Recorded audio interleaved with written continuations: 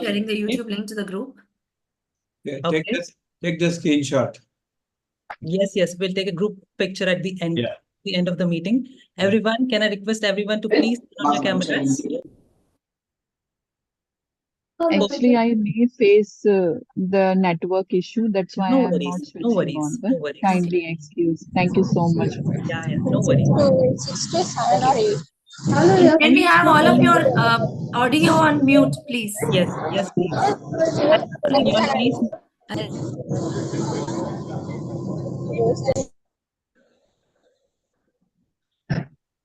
Perfect. Can any of you tell me what's so special about this day? Anyone? Can anyone unmute and tell me what's so special about this day?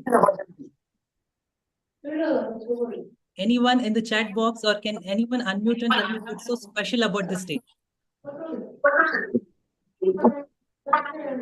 Shashank, 1 second. Can I request all the participants, and Prathamesh, can you please help us in keeping only us on unmute and just mute it? Okay, ma'am. Thank you. Yes, Shashank, continue. And I think now you can switch on YouTube in 1 or 2 minutes. Okay. It is the World Health Day today. Imagine a world where health isn't just a goal, but the way of life. Today, we are here to celebrate that vision and embark on a journey towards holistic well-being. My name is Shashank, and of course, it's my pleasure to be your host on this beautiful evening. Here we are gathered for a profound purpose: to unlock the secrets of cultivating a healthy lifestyle in this modern world. We are here to explore the habit of being healthy, what, why, and how, in a preventive healthcare approach organized by Microbiologist Society India MBSI in collaboration with Indus Academy of Brilliant Minds IABM. We even have a special session at the end of this workshop on life science career opportunities abroad by none other than Mulai Academia International. So before we go any further, I'd like to conduct a small activity. So for that, I'd like to again request you all to please turn on your cameras. I only see 10 faces on. Everyone, we have 100 participants in the room. Turn on your cameras, please. I'll give you 10 seconds. Perfect. We have people on the screen. Okay. So now the rule of this particular activity is you all have to do opposite of what I say. Clear? Do opposite of what I say. Let's start. Prathamesh,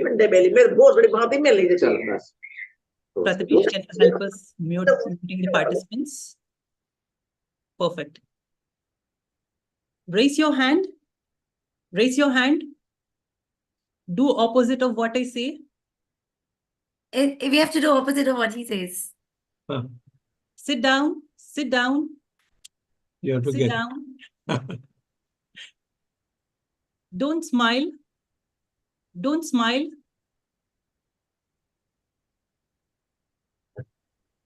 Turn front.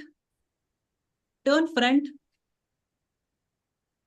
Perfect. I could see everyone are so active and mindful in listening to the instructions that I'm giving. So can you all think what we have learned from this particular activity? Can we have your text in the chat group? What we have learned from this particular activity?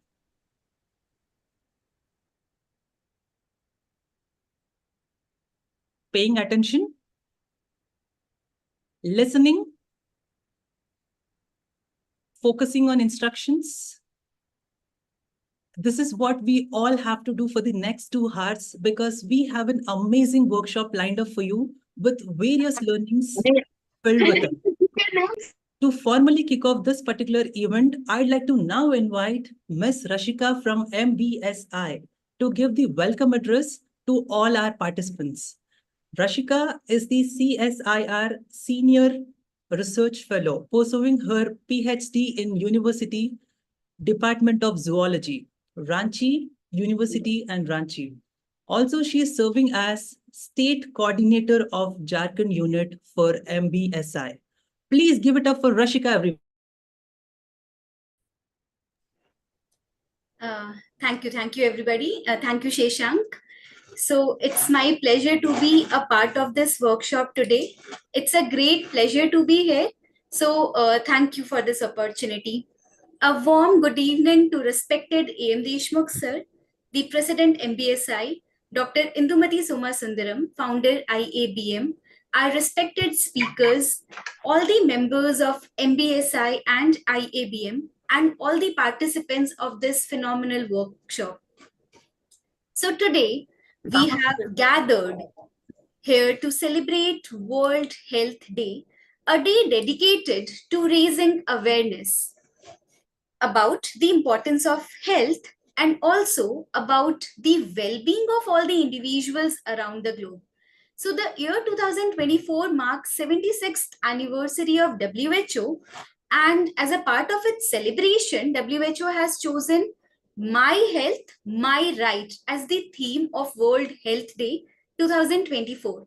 So this theme, My Health, My Right, this focuses basically on the fundamental human rights, access to quality healthcare, education, and information. So this year themes resonates deeply as we navigate in the complexities of our modern day life and strive for a healthier and happier world. Health is merely not an absence of illness. It encompasses physical, mental, and social well-being. It is a fundamental human right that should be accessible to everyone regardless of their background, socio-economic status, or geographic location. However, we all are aware that this ideal is not a reality for many. So today, as we reflect on the progress we have made in the field of healthcare or public health, we should also acknowledge the challenges that are lying behind. So the ongoing global pandemic has highlighted the fragility of our health system and also the importance of preparedness, equity, and solidarity in addressing these health crises. So we must work together to ensure that essential healthcare services are accessible to all, especially the most vulnerable populations.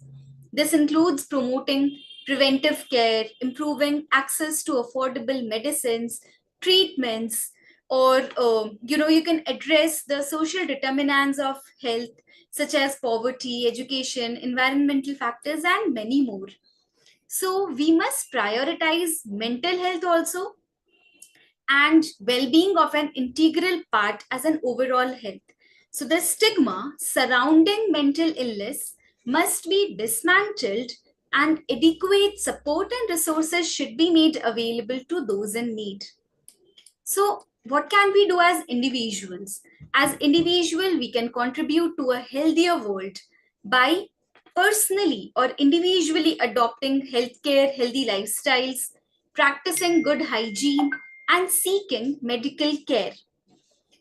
Also, small actions can have very significant impact on our well-being. So on this Health Day, World Health Day, let us recommit ourselves to the goal of health for all.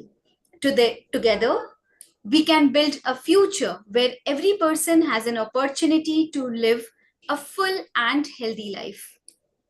World Health Day holds immense significance as it serves as a global platform to raise awareness about health-related issues and also to advocate for the actions that promote well-being for all the individuals. I'm glad that we all have joined this workshop with the theme Habit of Being Healthy. What, why, and how. So I am pretty sure that this is going to be a wonderful workshop having so good speakers. So, and furthermore, Dr. Indumati ma'am will explain you about the workshop. So thank you, everybody. And over to you, Sheshank.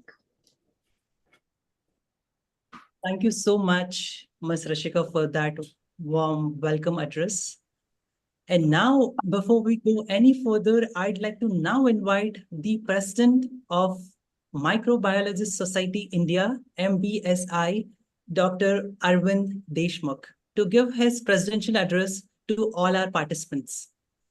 Dr. Deshmukh is a renowned physician, educator, and a visionary leader with a passion for transforming healthcare.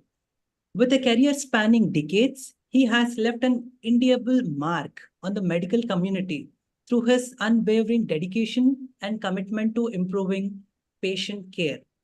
Graduating from prestigious Armed Forces of Medical College, Pune, Dr. Deshmukh embarked on a journey of discovery and innovation. He has held various leadership positions, including serving as the president of IMA and Maharashtra chapter of Association of Physicians of India.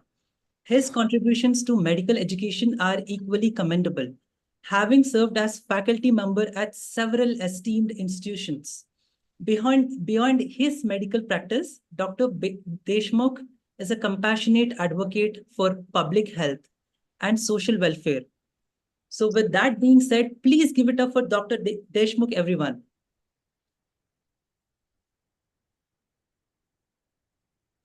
Deshmukh sir is not there right now. He's traveling. We will wait. Yeah, Prathamesh, yeah, that's okay. Once he joins, we'll take. Prathamesh, do me a favor. Actually, Dr. Rajkumar is trying to join the link and the participants are already 100.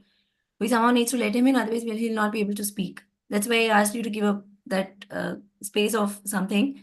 Can one of us just leave the room and then allow Rajkumar and then come back, because he'll speak and he'll leave again. From our team. Because Dr. Rajkumar is waiting to join and he's not able to join the meet. Yeah. Allow Prathamesh, please don't allow anybody inside until, like, I say kindly, and please allow Dr. Rajkumar in now. He'll be joining us.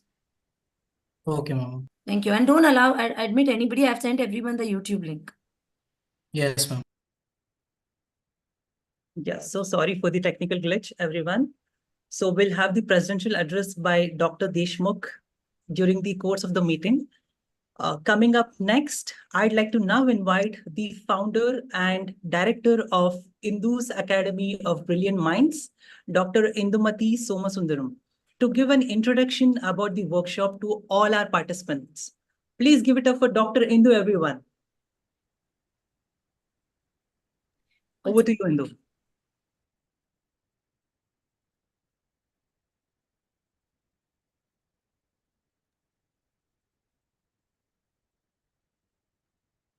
Hello, everyone. Just a second. I'm just talking to Dr. Rajkumar. That's why I got confused, like what I have to speak as well. Anyway, so thank you so much, all of you, to join. I'm just waiting for Dr. Rajkumar. Yes, finally, I've let him in. Hello, sir. We have Dr. Rajkumar, sir, JS Rajkumar, sir, here. Sir, are you in? Rajkumar, sir, are you in? Shashank, can you just see if someone called Lifeline Hospitals here? Sir, are you in? Yes. Warm welcome, sir. I'm so sorry for the glitch. We had some space, but somehow we allowed the participants in. I'm very happy that you guys managed to get that space, ma. That's still good. Yes, sir. Yes, sir. Thank you so much. A very warm welcome from our side, sir. We have just started. So after a very short introduction, we'll move on to your speech. So warm welcome to all of you. And without taking much of your time, I first of all would like to welcome you all for this great occasion, which is the World Health Day. And we have renowned speakers to actually make us understand the habit of healthy and well-being. The WHO has given one particular scenario, which is my health, my rights. It's the theme today. Why is it my health, my rights? Because the problem here is we know what we need to do, how to take care of health, but most of us do not actually do it. So the WHO itself says this year that it's our right to take care of our own health. And I would like to talk about IABM for 2 minutes. Like Indu's Academy of Brilliant Minds is an academic firm where brilliance becomes reality. And we're working to entertain, empower, and educate everyone around us in terms of technical, non-technical, career guidance, and a lot of workshops, webinars, and enhance not only your one aspects of well-being, but the career prospects, the overall life skills, and the complete wellness and career plan for the entire future goal setting, and mastery to everything. And this is our vision, which is to educate, empower, and entertain. Along with SIDE, we grow and we ensure that everyone towards us grow because life is a continuous learning process. And this particular workshop, I would really say that all we have here is a great legends. We're going to learn about why health is a top priority. In a holistic approach, we have Dr. Rajkumar to speak about health in a holistic approach of social, spiritual, mental, physical, financial, and overall well-being. And we have Dr. Uday here to talk about mind-body connection. And I'm going to talk about the strategies and ways, different strategies and ways which I felt I followed in my life, which is going to help us being healthy. And in this entire workshop, whoever stays until the end and you answer the questions, I'm sure that we're going to give you e-certificates, and also some of you would get some prizes and awards. Thank you so much for overwhelming responses in this particular day, being Sunday, being this evening. It's a great pleasure and honor to have you all over here and feeling so blessed and honored. With this note, I hand over this podium to Shashank. Very warm welcome and thank you so much to all of you. And a great thanks to MBSI, Dr. Arvind Deshmukh sir, and the entire Microbiologists India for collaborating with us. And also thanks to Malay Academy International for coming forward to give this special session about the careers, because the entire wellness aspect is not complete if we don't have the good career as well, right? So over to you, Shashank. Thank you all. Thank you so much for that introduction, Dr. Indumati. To take this event forward, I'd like to now invite Mr. Shashidhar from IABM to introduce our speakers for the day. Shashidhar is currently an IT entrepreneur. He was a former scientist at IIT Bombay, where he worked on lithium-ion batteries. He is also an alumnus of IISc Bangalore, and he's an endurance athlete who loves swimming and running long distances. So please give it up for Shashidhar, everyone. Over to you, Shashidhar. Thank you, Shashank. We are fortunate today to have Dr. J.S. Rajkumar.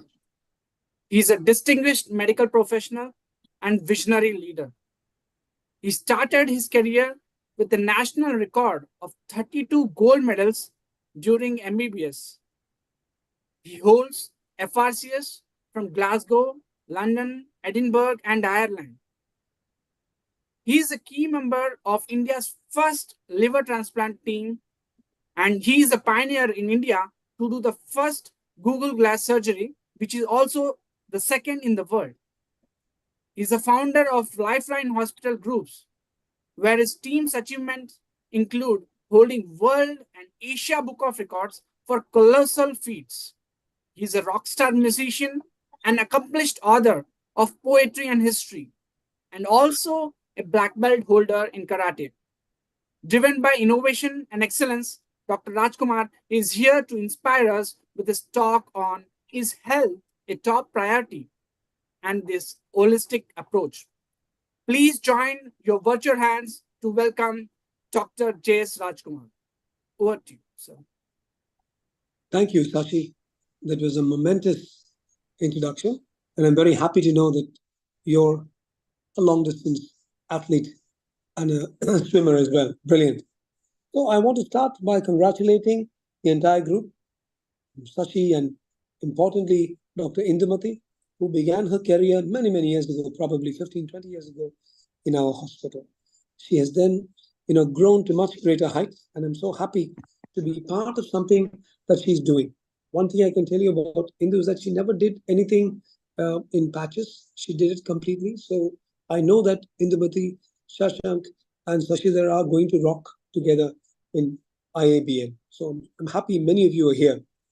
For that very brief introduction, and to tell you that whatever you youngsters do at IABM will have my unadulterated support. With those few words, I'll jump into the topic. Sashidhar, is that 15, 20 minutes or 25 minutes? You'll just give me an idea as to how long I should go?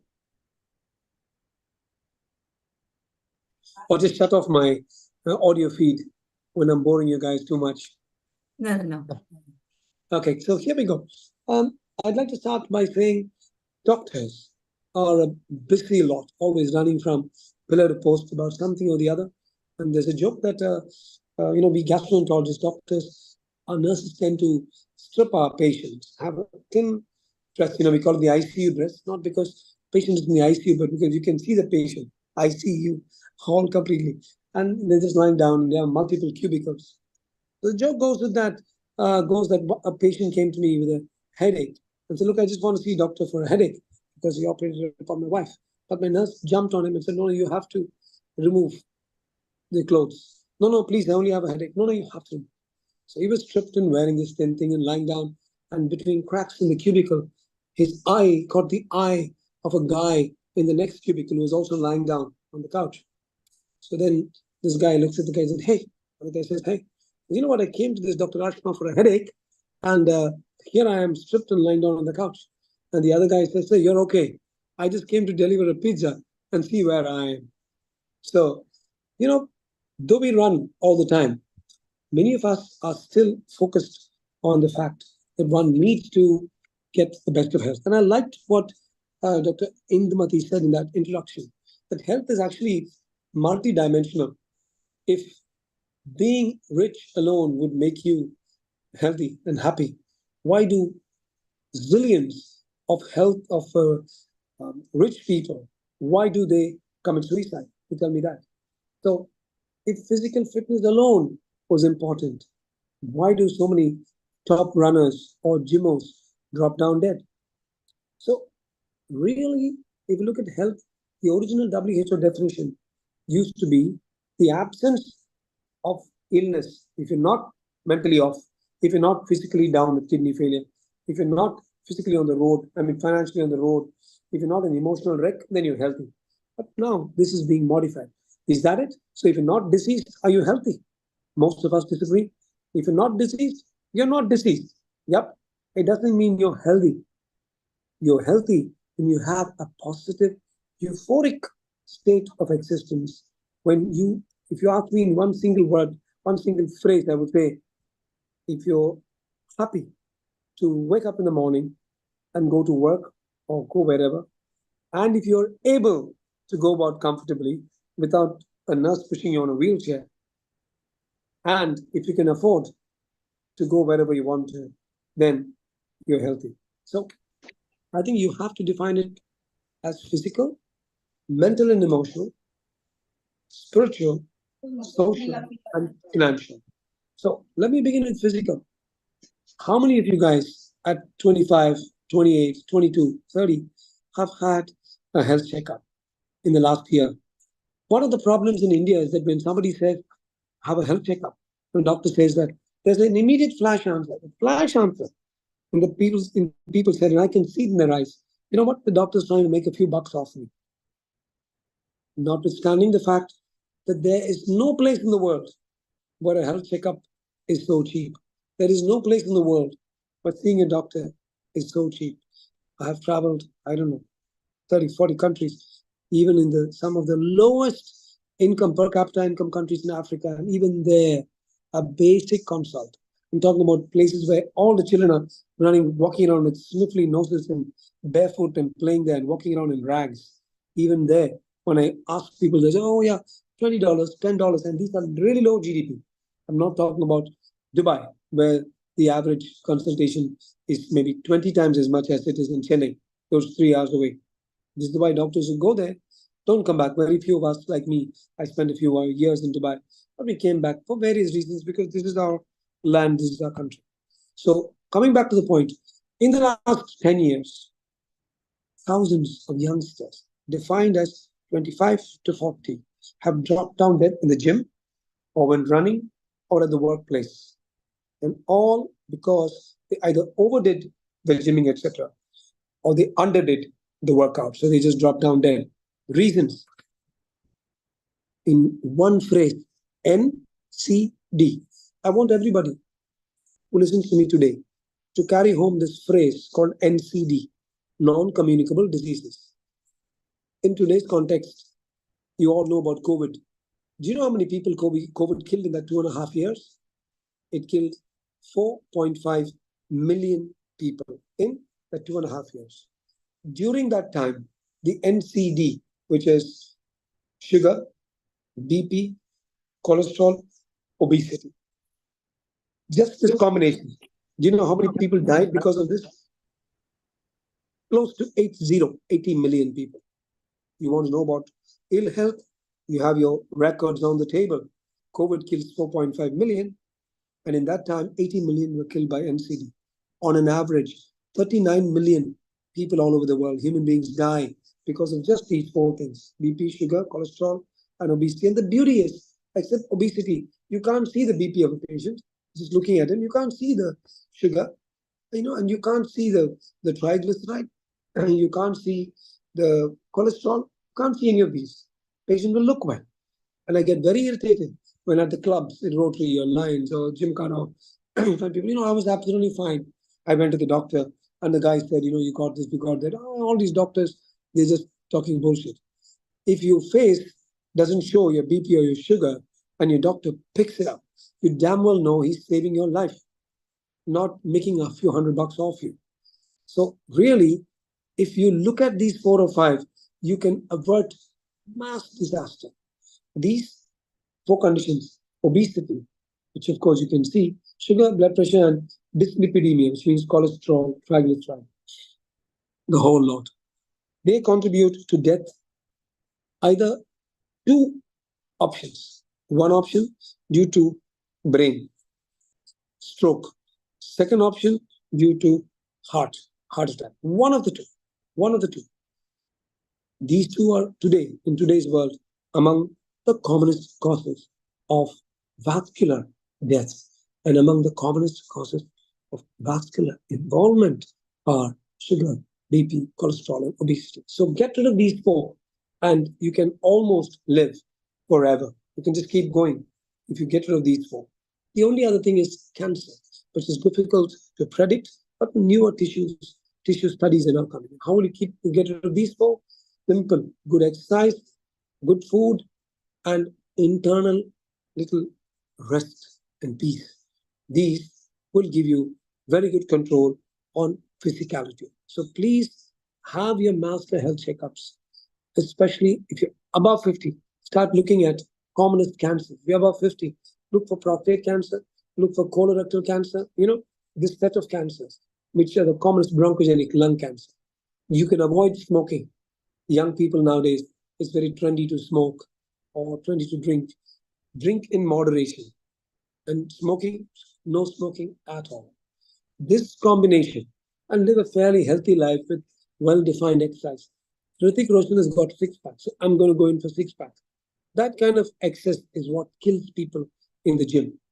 As long as you don't have a big belly, and as long as you can look down and see your toes, you're all right. So this is a quick catch-up on physical health.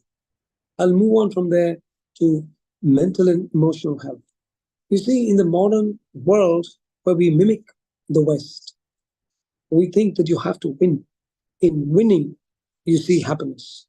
But the clever person, as the Buddha said, will in happiness see winning.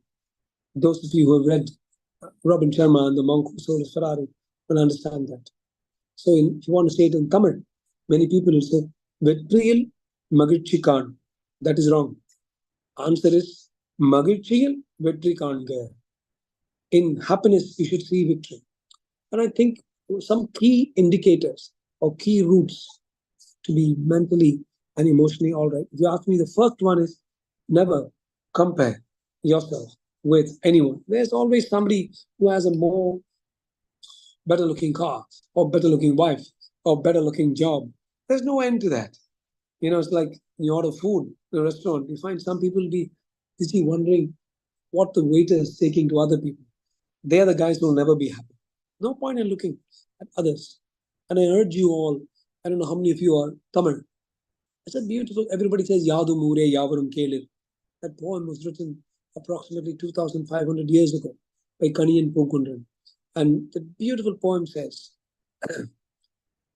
Yadu Mure Yavarum Kelir, Idum Nandrum Pirardaravara. Other person can't make you unhappy. You have to accept to be unhappy. Somebody looks at you and says, you're a bastard, or you're something. Only if you accept the insult and then you work on it, you feel sick. If you just say, I refuse to accept your insult, you can walk away. So that Tidum Nandrum, Piradavara, Nodhanum Tadidhanum, Avatror and pain and the relief from pain is also not from other people, but from yourself. So, very important concept that you cannot be made unhappy by somebody else. You have to permit them. Can be your spouse, can be your boss. Bosses are sometimes difficult. There's this joke saying, "What's the difference between my boss and the Pope?" And the answer for the joke is, guys, the Pope only expects you to kiss his ring. But I'm not saying the rest of the joke. So, mental and emotional state is often telling oneself, "I am happy with what I am."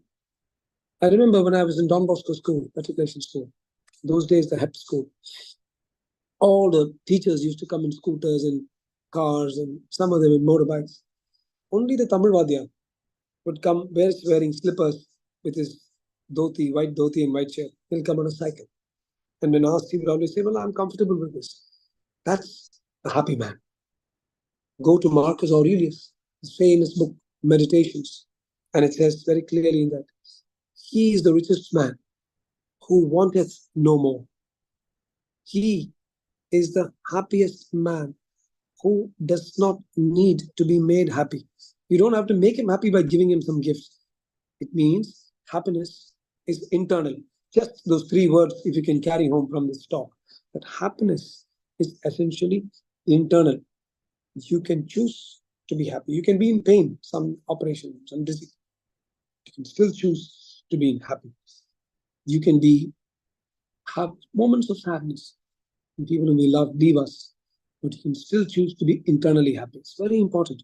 I'm finding the youngsters nowadays, everybody's keeping up with everybody else. He got this bike, I got this bike, he got this flat, I got that flat, blah, blah, blah, blah. My child is studying in this school. When will this one-upmanship or keeping up with the Joneses, it's not going to take you anywhere. It's not going to take you anywhere. Happiness is internal. The guy who's lying back at home, knocking back a beer, listening to some good music, and comfortable with where he is, without thinking dark thoughts about the others, he's the one who's mentally and emotionally happy. I'll finish up this part by saying, it's a beautiful statement saying most of us spend money that we don't have to buy things that we don't need in order to impress people whom we don't like. Your mother is not going to be happier if you came in a Ferrari, as long as you go and visit her, whether it's in an auto rickshaw or a Ferrari, it's the same. So I think that's something that all of us should remember, that happiness is very internal. The last 2 points about health, actually there are 3 in it. How much time do we have, Sashi? Yeah, you can go ahead with 5 more minutes. 5 more minutes. Okay. No, I don't want to jam up the program here. I don't want to be what they call, the Bagasuran, Naragasuran, Mari. They have Maikasurans who won't stop talking. I don't want to be a Maikasuran. So the last 3 parts are spiritual, social, and financial. For financial health, if you don't keep up with the Joneses, and I'm finding the newer breed of people, youngsters, are saying, we're not keen on buying a car, not keen on buying a flat. We want experiences, because these are the best things to have. Experiences. They want to travel abroad. They want to trek. They want to do stuff like that. So experiences is the hallmark of a good financial planning in the modern day. Spiritual and social, if you're all alone, you can never be happy. But I find that kids nowadays, youngsters, are spending a lot of time together in groups, which is good.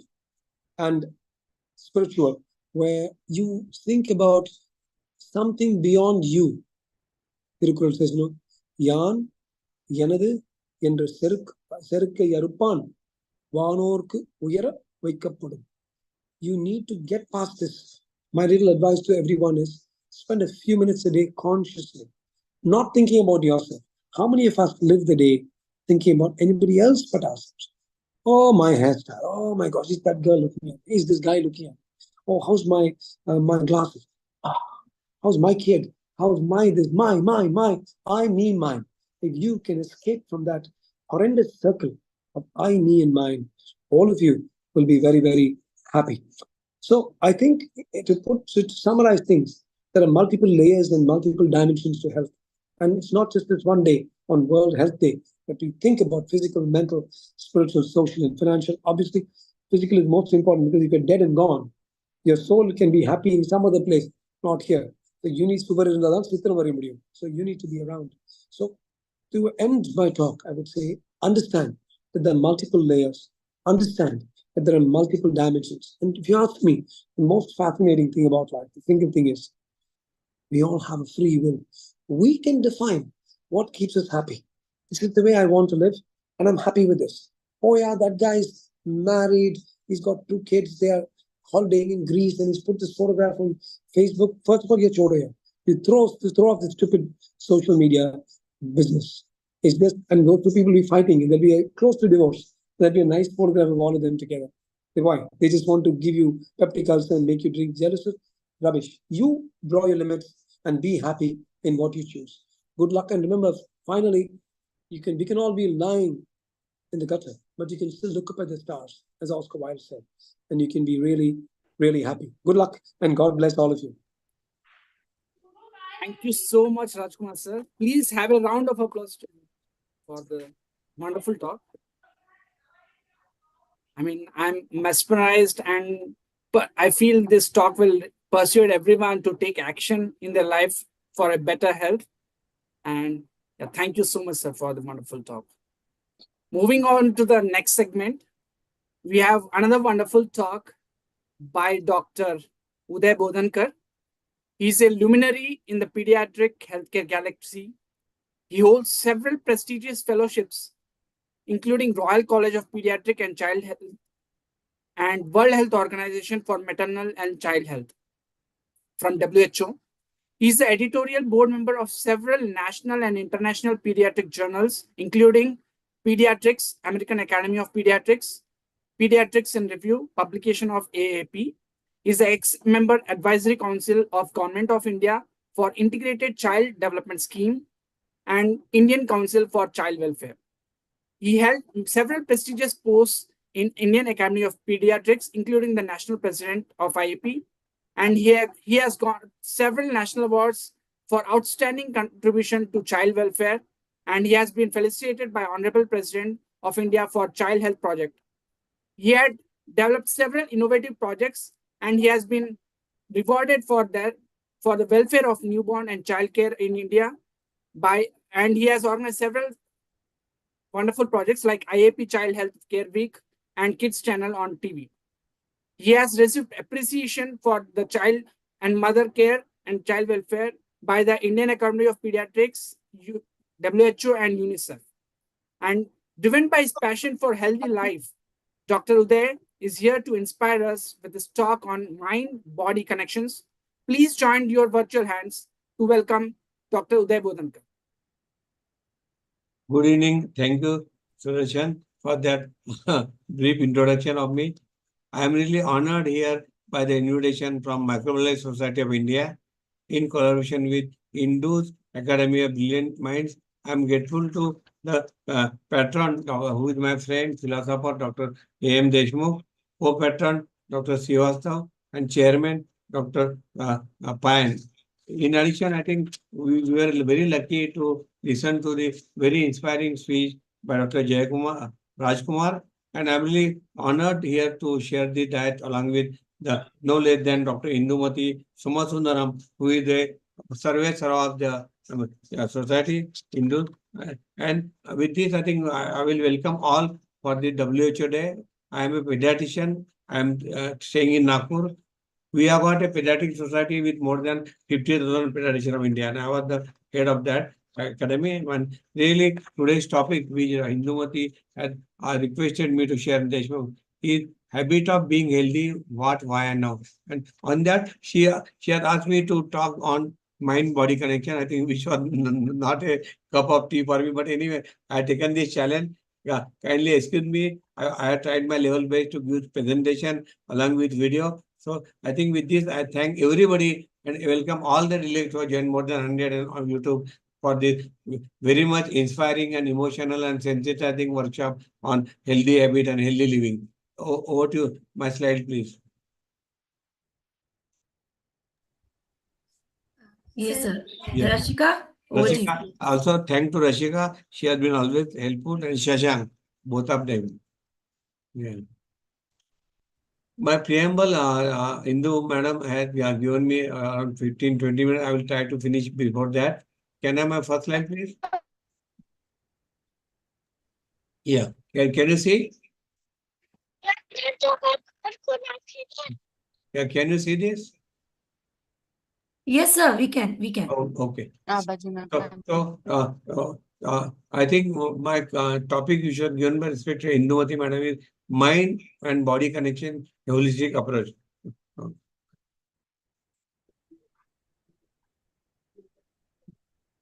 Now, to tell you in nutshell about mind-body connection, which is built into brain, we all know.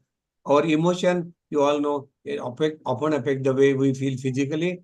We have what to describe this feeling like heart attack and gut wrenching. But until recently, scientists did not understand just how powerful the connection between mind and body could be. I think this is the crux of today's talk, which you'll be seeing in next slide.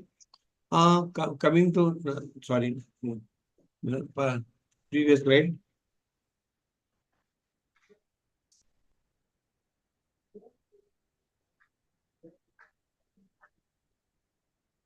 Previous slide, please. Rashika? Sir, you can control that. Yeah. But I'm doing this, but it's not coming, not moving up, and it is going up. It is not going back. Rashika, could you do that for Yes, sir? yes. It is not going back. It is going. Go to that third slide, which is a wheel of wellness. Yeah, third one. This one. Yeah. And now you all know that the things which determine our sound body, mind and body is a wellness wheel, which predominantly determined by physical elements, spiritual element, and emotional element. These are the three components which are important. In addition to that, there are other factors like occupational, environmental, intellectual, and social. So these all factors together, they form the wellness of wheel, of which I think you have to concentrate on your physical body, only your spiritual activity, and then emotional one. These three things will give the sound, mind, and body.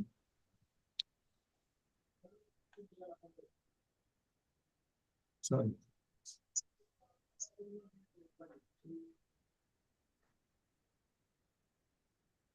And yeah. Now, for your information, the mind and body connection is nothing but the link between a person thought, attitude, and behaviors in their physical health. Further to go, the mind-body connection is an important component of holistic medicine. You know, nowadays, even I am a pediatrician, allopathy, but we believe in holistic approach. Even my patient pediatric who are coming to me, I try to advise them to go with minimum drugs, rational therapy, and if possible, if they want to do homeopathy, I don't object. If they want to do Ayurvedic, I don't know.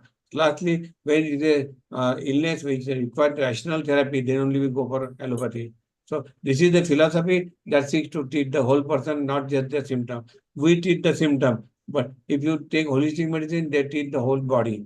Scientific studies are constantly revealing that hormones, neurotransmitter, which you are going to see in other slide, they are chemical messenger. They are associated with this thing. The mind-body connection is bidirectional, as you all know, meaning that our mental state can influence our physical health and vice versa, physical health can impact our mental health. That is, your heart rate will increase when you are experiencing feeling of anxiety during your tension, during your examination time. That is how body and mind, they both are connected. Next one.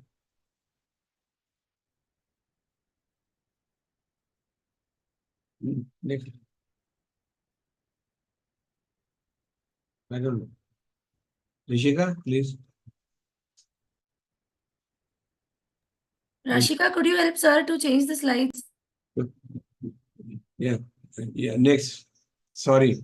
Yeah. Now, Rishika, I think you only do when I say next slide, please, because from here I don't know what is the issue with my. Now coming to thought and emotion affect, which are being given by Indumati. You know, you all know that when we are stressed, with the examination or tension with this what or health issue, our body releases two hormones. For instance, I think you all know better than me. They are adrenaline and cortisol. We call them as adrenaline rush. Both are known to stress hormone. They are supposed to give us a short-term energy boost. That's why when we are in tension state, these hormones act as a adrenaline rush, and they try to get us out of dangerous situation.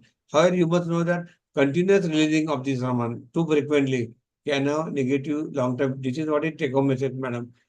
Continuously we are in state tension, releasing this hormone can do harm than doing good. What they can cause? Weaken immune response, that is the GIT problem and healing more slowly. I think you must know that it is better to remain calm and quiet and peace and healthy than to raising this hormone. Next one.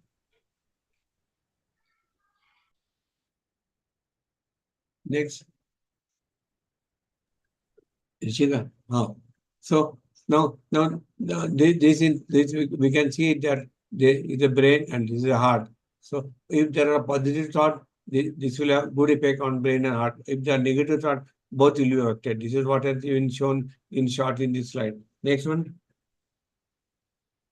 Now you will ask me what are the therapies we are known how mind body is connected. We know what are the factors. We are aware of what are the hormones which affect our stress and tension and how bad is it if it is continuously in tension. So these are the mind body therapies which are there. Healing technique that promise relaxation and encourage mindfulness. Or out of that you will be surprised that we have got more than 9 1 meter. Can you remove that arrow, Ishika? Yeah. Yeah. Yeah. So you all know there are many holistic approaches. I am allopath, but we also believe in acupuncture, art therapy, cognitive behavior therapy. I think you all know better than me. Group therapy, guided imaging, meditation. You know, I will share 1 minute. Indumati madam, my own experience. I was having embolism of heart following my दोन mode आहे तिला दोन ते mode कुठं वाजवायचं Can you all please keep Yeah. yourself in mute? mute karo beta. Thank you.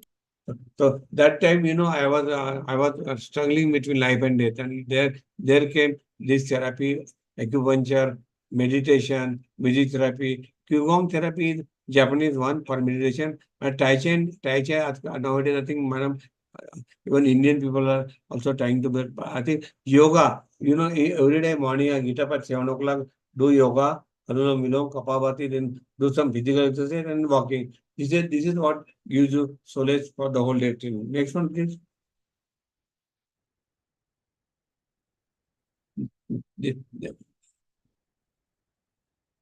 No, this is what we have shown in the previous slide. It has been shown that mind-body connection can have 9 ways to improve mind. Out of this, I think dance movement is easy to do at your home. Tai Chi is Chinese one. Music therapy, you listen to this instead of going to mobile. You can listen to music, yoga, psychotherapy, journaling, breathing work, deep breathing exercise, walking, and physical. I think out of them, even if you're able to achieve 3 or 4 of that, this will give sound body and body connection. Next one. The role of mind in you'll be surprised, madam. The role of mind in disease prevention. Preventing chronic diseases requires lifestyle changes like eating healthier, exercising regularly, adapting better living. I always counsel my parents who are visiting me as a pediatrician that try to keep your child away from junk food, junk food and junk drink, and also try to avoid them the screen timing which are there. We are seeing more ADHD and autism children nowadays than we used to see. So, however, in the last, our ability to implement these changes is driven by our attitude, actions, and behavior, which in turn control. So, this is very important take-home message. Our mind plays an important role in our day-to-day illnesses and chronic illness. Next, please.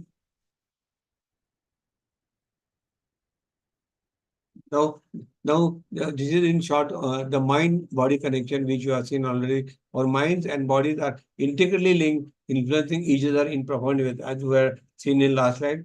Understanding this connection is the key to achieving objective. So I think this is very important slide, madam, that you must understand mind-body connection, which will be helpful to you to give you peaceful life in the future. Next one. Now, this is very important. This is very important slide. Understanding the brain-body relationship. In our body, neurochemical they are released there. Our brain produces chemical like serotonin and dopamine that regulate mood, cognition, and physical. This is very important. These are released when if you are cool, calm with meditation. Otherwise, they get disturbed. Similarly, there are complex neural networks which are transmitting signal between the brain and the rest of the body, integrating mental and physical. So these three way the brain and body relation can neurochemical, neural pathway, and stress response. What happens in stress? The brain reaction to stress triggers physiological changes that can impact our overall health of the unchecked. So understand very important thing that we have to be peaceful and calm and stay happy. Next one. So the role, as I told you, the role of emotions in positive physical health. There are three types of emotion you all know. Positive emotion, negative emotion, emotion intelligence. Of this, I think you are a positive emotion, feeling like joy, love, gratitude can boost the immune system, and you will be surprised, madam. It can lower the blood pressure and also promote the health. Whereas negative emotion, if they are there like chronic stress, anxiety, and depression, can increase inflammation, can impair indigestion, and contribute to various health issues. Similarly, emotional intelligence, developing emotional awareness and regulation skills can help individual manage their emotional state and feel. So this is very important slide take home message that emotion they play vital role in keeping sound mind and body and health. Next. No, very important take home message.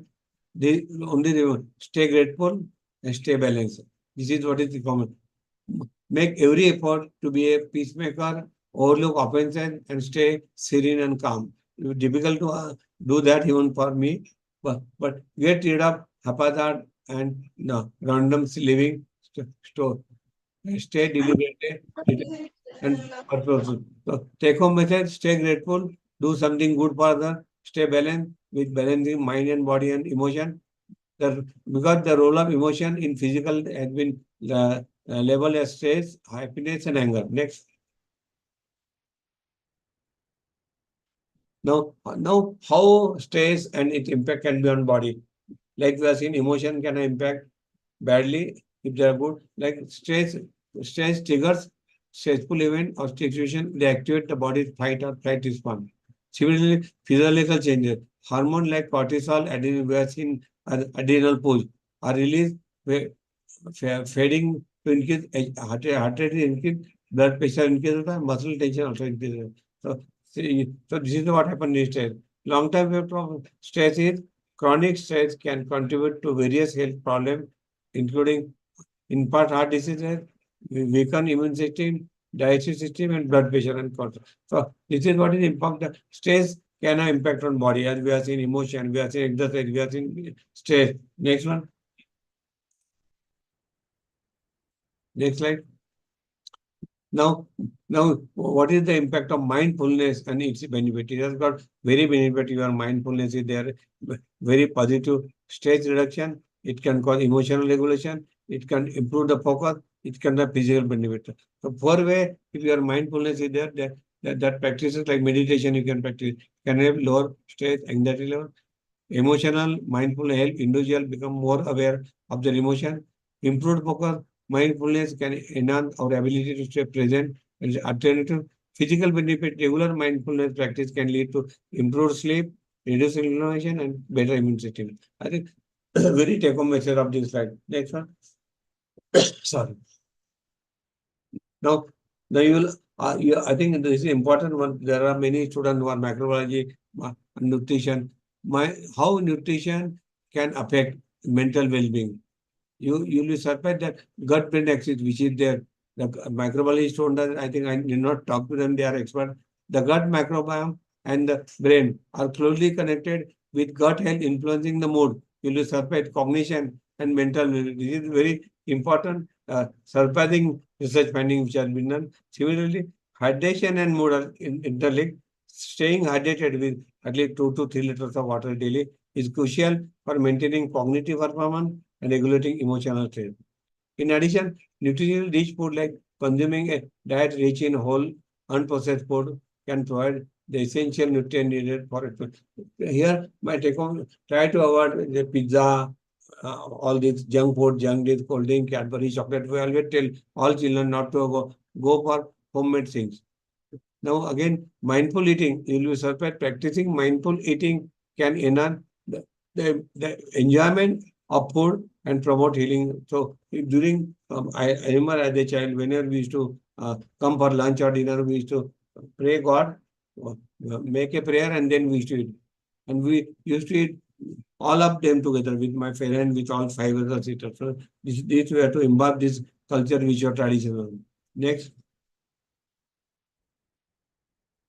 Now, again, how exercise and cognitive function can affect.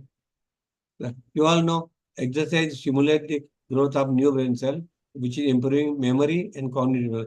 So, by way of neurogenesis, exercise and cognitive function can have impact on cardiovascular system, as we are seeing that it improves blood flow, oxygen delivery to the brain, and can enhance focus, concentration, and overall mental. It can also move the boost. Like exercise triggers the release of endorphin. You all know if you do exit 20 to 30 minutes exercise daily, either brisk walking or running, whatever, this will release endorphin, which can elevate mood and can reduce symptoms of depression and anxiety. This is very in children who come to us with depression and anxiety, we try to ask them to do meditation, yoga, and brisk walking. In addition, it has got impact on attention span. Regular physical activity can improve attention, concentration, and the ability and multitask effectively. I think very good take home message. We have seen all the side, right from emotion, from stress, nutrition, exercise, and cognitive function. Next one. Now physical activities which are there, which can enhance mental well-being. You all know walking, yoga, running, and swimming. These all things can be done together. You can walk for 10, 20, 25 minutes, then do yoga for 10 to 15 minutes, running for 15 minutes. Totally daily half 30 to 60 minutes, if it has been done in the morning or whenever, I think that will keep your blood pressure low, heart pressure, your BP, and you will have healthy living. Next one. Next slide, please. Now, integrating mind and body, the take-home method, it has to a holistic approach. It has a personal strategy, continuous learning. Addressing the mental, emotional. I think what take-home method is, you have to integrate holistic approach, not only one by exercise, yoga, meditation together, dancing, then singing, all these things together, they can lead to very healthy mind and body connection. Next one. No, this is very important slide, mindful and meditation. You all know breathing technique, how breath focus meditation can promote. So yesterday there was some child who was very violent in my OPD. He was throwing the thing. I told parents, please, you go out, let the child be with me. Then I asked him, beta, come here, do breathing. Take deep breath, take deep breath, take deep breath. In 5 minutes, he started cooling down. And then, so this is what is breathing technique we have to focus.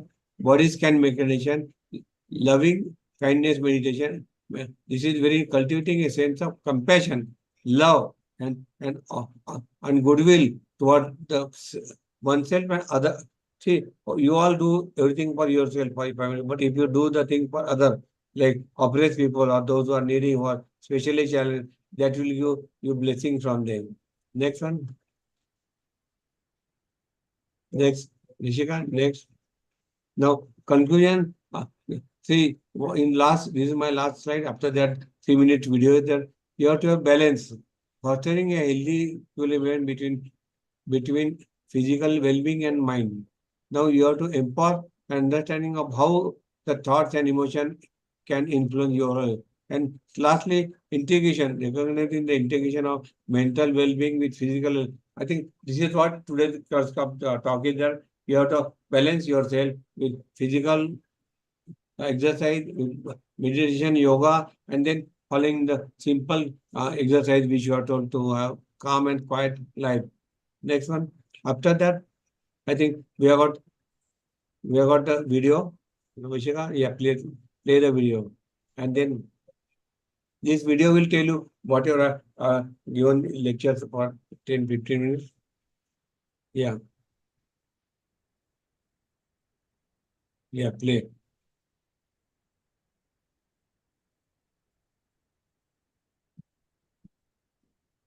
No sound. Sound. Sound. Rashika, please add one. Everything on your to-do list, then the connection between the mind and the body is no longer. Have you ever felt tired for no reason? Have you ever felt anxious, sick, or maybe you just wished you had a little bit more energy to accomplish everything on your to-do list? Then the connection between the mind and the body is no longer something to be ignored. When I started to become aware of how much of an influence my physical condition had on my emotional state and my cognitive ability, my life started to change in a positive way. This topic is often overlooked, and I see many people having difficulties in finding a cure for their mental or physical condition, when in fact, the solution to their problems was much simpler, yet a more subtle approach. To put simply, the mind-body connection is the link between a person's thoughts, attitudes, behaviors, and their physical health. And this is what you are going to learn about today in this video. In the past, there was a significant gap in research around this topic, but that is no longer the case today, as more and more doctors and scientists are starting to acknowledge this connection. Although they are often treated this way, the mind and the body are not two separate entities. Physical health and emotional health are closely intertwined in what's known as the mind-body connection. Our chemistry and biology impact our mood and emotions, as well as thoughts and beliefs. If you ever felt your hands sweaty when you were nervous, then you experienced this connection. But it goes beyond all these. For example, a recent study found that stress has a huge negative impact on our bodies. It was found that people who experience stress more often have a weaker immune system, they heal slower, and vaccinations are less effective. The researchers have found that stress alters blood cell function because it diminishes white blood cell. Thus, this discovery shows how important your mental condition is for your overall health. If you are under stress conditions, maybe because of work, because of your family, or maybe because a toxic relationship you are in, you are more likely to catch a disease. I can tell from my personal experience that anytime I am stressed or anxious, I get brain fog, and anything that I want to do in that day becomes almost an impossible task. But as soon as I manage to eliminate those negative thoughts and raise my vibration, the brain fog goes away like magic, and I feel more energetic than ever. If you feel tired for no reason sometimes, I encourage you to closely examine your thoughts and your emotions and see what is really going on behind the curtain. Furthermore, while your mental state can affect the body, your body can also affect the mind. I am pretty sure you heard about how good regular physical activities are for your health, so there is no need to go on and on about this same idea. But for the purposes of this video, that is the perfect example we can use to illustrate the importance of a healthy body for your mental health.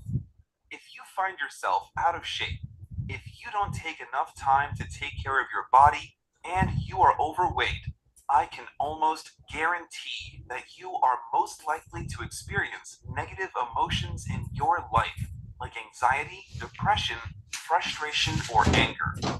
You can think of this connection as a circle, the mind and the body being right in the middle of the opposite poles. Now, if you don't take care of your mind, the body will be affected. And if you don't take care of the body, your mental state is going to be affected. If you are the type of person who reads a lot, loves mental challenges, and are good at analyzing things, then you have a brilliant mind. But remember, if you have this extraordinary gift and at the end of the day, you go and eat any sort of junk food like McDonald's, ice cream, or deep fried foods, then that gift will be taken away from you because you will not be able to use your mind at its full capacity. So, this is how the mind-body connection works. Maintaining a healthy balance between your mental state and your body is what is going to impact your life in a positive way. If you struggle with having more energy in your life, depression, anxiety, lack of motivation, and so forth, I strongly encourage you to closely analyze your situation and see where you are out of balance. Please click that like button for me if you like this video. Share this video with a friend. So thank you, Ishika. I think with this, I have come to the end. In this video also, it has been shown that eating junk food, they have shown McDonald's. Even if you have exercise done very well, and if you eat junk food and holding for all those youngsters, I think you try to remain away. You can have lassi, you can have coconut water, you can have limbu sharbat, you can have panna, and you can have homemade medicine, homemade food. Madam Indumati, you will be surprised that during COVID, before that I used to see 100 patients a day. And during COVID, I could see only 5 patients, children, because they were not falling sick, but they were eating at home and living together and having home water. I think this is what in there. Thank you very much for giving me opportunity. Sorry, I also exceeded 5 minutes. Thank you, madam. It's okay, sir. Thank you so much, sir. Thank you so much. Thanks a lot. It's very, informative. Thank you so much, Dr. Sai. It was Thank you, really, Shashank. it was really enlightening listening you talk about how mind and body are interconnected. Yeah. And I'm sure it will help all our participants to take a step in cultivating a Yes. healthy lifestyle. That was Thank my- you so much once again. It was a pleasure to have you. Thank you. And now to take this event forward, I'd like to now invite Ms. Rashika from MBSI to introduce our speaker 3 for the day. Over to you, Rashika. So again, a good evening to one and all present here. A warm welcome to each one of you joining us as we embark on an enlightening journey with our next speaker, Dr. Indumati Soma Sundaram. So it is my honor to introduce Dr. Soma Sundaram, a remarkable researcher and an academician with a wealth of experience spanning 15 years in teaching and research. So Dr. Indumati Soma Sundaram's journey in the field of stem cell research began as a researcher in the private hospital in Chennai. Driven by her passion for advancing knowledge, she pursued her PhD and postdoctoral studies in the field of stem cells. In 2014, she joined DYP University, KOP, Maharashtra, India, as an assistant professor, where she made significant contributions to academia. Driven by her inner calling, Dr. Soma Sundaram made the courageous decision to transition from her full-time position to pursue her entrepreneurial dreams.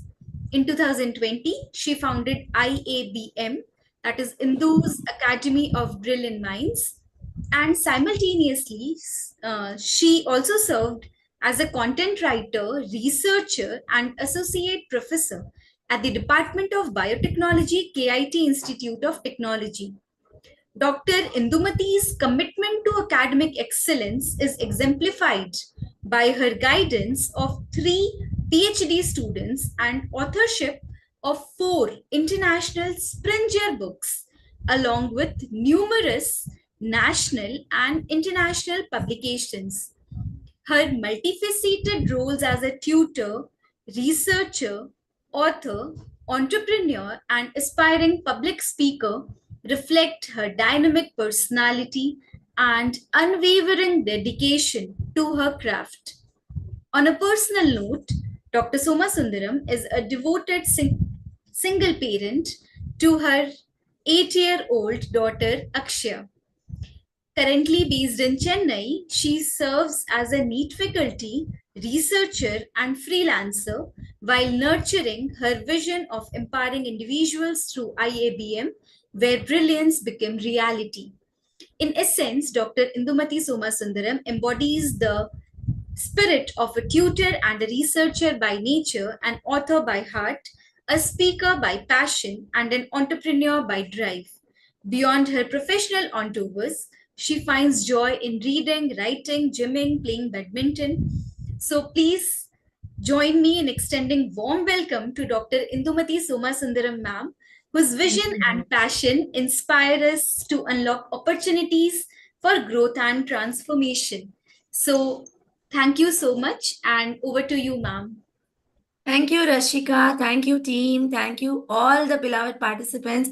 A very warm welcome and a very happy and healthy World Health Day to all of you. Before I start my speech, a great thanks to both our speakers who exactly gave a blast.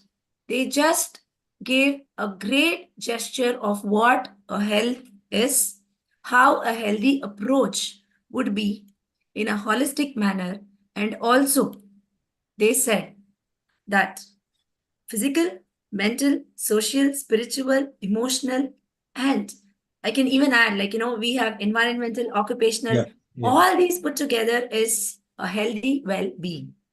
And as rightly said by Dr. Uday, mind-body connection. Many a times, he rightly explained that that is what we are skipping, right? We take care of our health, but we are not bothering about our mental, emotional well-being. So thank you so much to both our speakers, and thank you so much to all of you, those who have joined this session on this Sunday evening on World Health Day with the theme, My Health, My Rights. Now in next 15 minutes, I'm going to talk to you about the strategies and ways to make health a top priority. Let me ask you all a question. I just want your virtual hands to be raised. Imagine that, we are put up in a sorrowful situation. Okay, we have some sort of challenges that we are facing up. How many of you would embrace the challenge? Please raise your hands.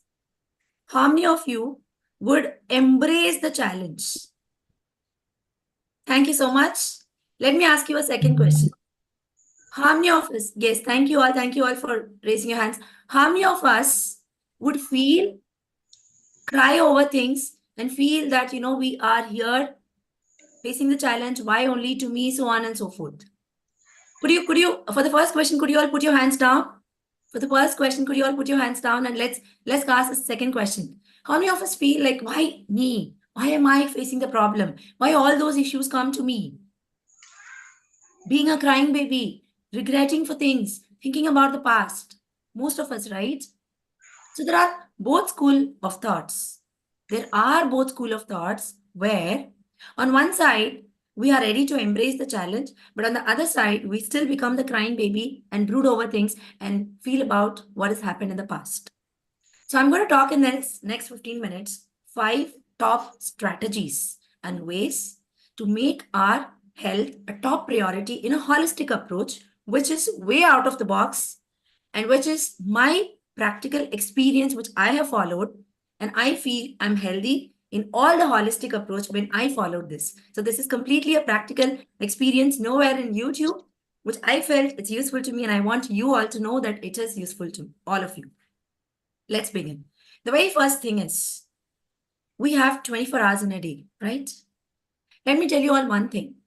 If, for example, we make something as a habit in our daily routine, if, for example, we make something as a habit in our daily routine, don't you think that's going to become a part of our routine? How many of you say yes? If we make something as a habit in our daily routine, don't you think that's going to become a part of our routine? If you say yes, please do raise your hands. Yes, yes, yes. But what is stopping us from making health a top priority? Because the problem is we know that if we make it as a habit, it's going to become a part of our daily routine and we're going to work on it. But the problem is, how are we going to make it as a habit? That is the challenge. Yes, how are we going to make it as a habit so that we live healthy and happy in physical, emotional, mental, spiritual, social, occupational, financial, career, and all the well-being put together? Number one strategy, every day morning, let us all take an oath right today on the World Health Day, ensure that every day is a new beginning. Imagine if you have this one particular sentence that every day is a new beginning. How many of you agree? Every day is a new beginning, right? Please raise your hands if you agree. Every day is a new beginning. Yes? Thank you all. What is going to happen if we believe in that? Very simple. For example, we had some difficult moments yesterday or last week. We had some issues, family, personal, professional, occupational, too personal, social, lot of issues. But the problem is, actual problem is never a problem. The actual problem is we just keep adding it, keep piling it up, thinking it's a big problem. So what if we take an oath today, right? Today, the strategy one, that every day is a new beginning, which means past is past. I am not going to think about the past. Something has happened, it's happened. Do you think that if we think about it, or if we feel about it, if we get into the disheartened moment, agony, distress, the things are going to change? The answer is absolutely no. Rather, in terms of all this holistic approach of well-being, physical, emotional, social, and spiritual, we are spoiling ourselves and the people around us. So the first strategy to ensure that health is a top priority that I did is, no matter what happened yesterday, today, when we get up, every day is a new beginning. Number two strategy. Let's discuss the second strategy. Within this, how many of us feel that there is something, an art of letting it go? Art of letting it go. What do you mean by art of letting it go? Let it go. There's even a song in YouTube. Let it go. It's okay. Let it go. Right? How many of you feel it's okay to let it go? It's okay to let it go. This is the second strategy. The first strategy is every day is a new beginning. Start believing in that. And second strategy is let it go. I'll tell you what happens if we start doing it. Imagine we have piled up a lot of issues within us, right? And if we expect something to be ours, maybe good marks, money, position, appreciation from people, recognition from society, friends being good to us, so many things. Expectations, right? What if today, on this World Health Day, my health, my right? And what if we take an oath that nobody can spoil my mentality or my health except my own self? I am the only whole soul responsible person. I am the only whole soul accountable person for my well-being. If this is the attitude, then nothing is affected. Nothing is affected. How many of you agree? If this becomes an attitude, then nothing is affected, right? Yes? Okay. Now the question here is, how do we bring it? How do we make it happen? Very simple. To make that happen, I am the whole soul responsible person for what I am, what I feel, and nobody is going to harm me. Nobody will affect me, irrespective of no matter what. If the other person is getting anger, if the other person hurts you, if the other person pulls you down, if the other person says you are bad, you look bad, you are not doing good in life, or something negativity about you, some gossips, anything and everything of that sort, just let it go.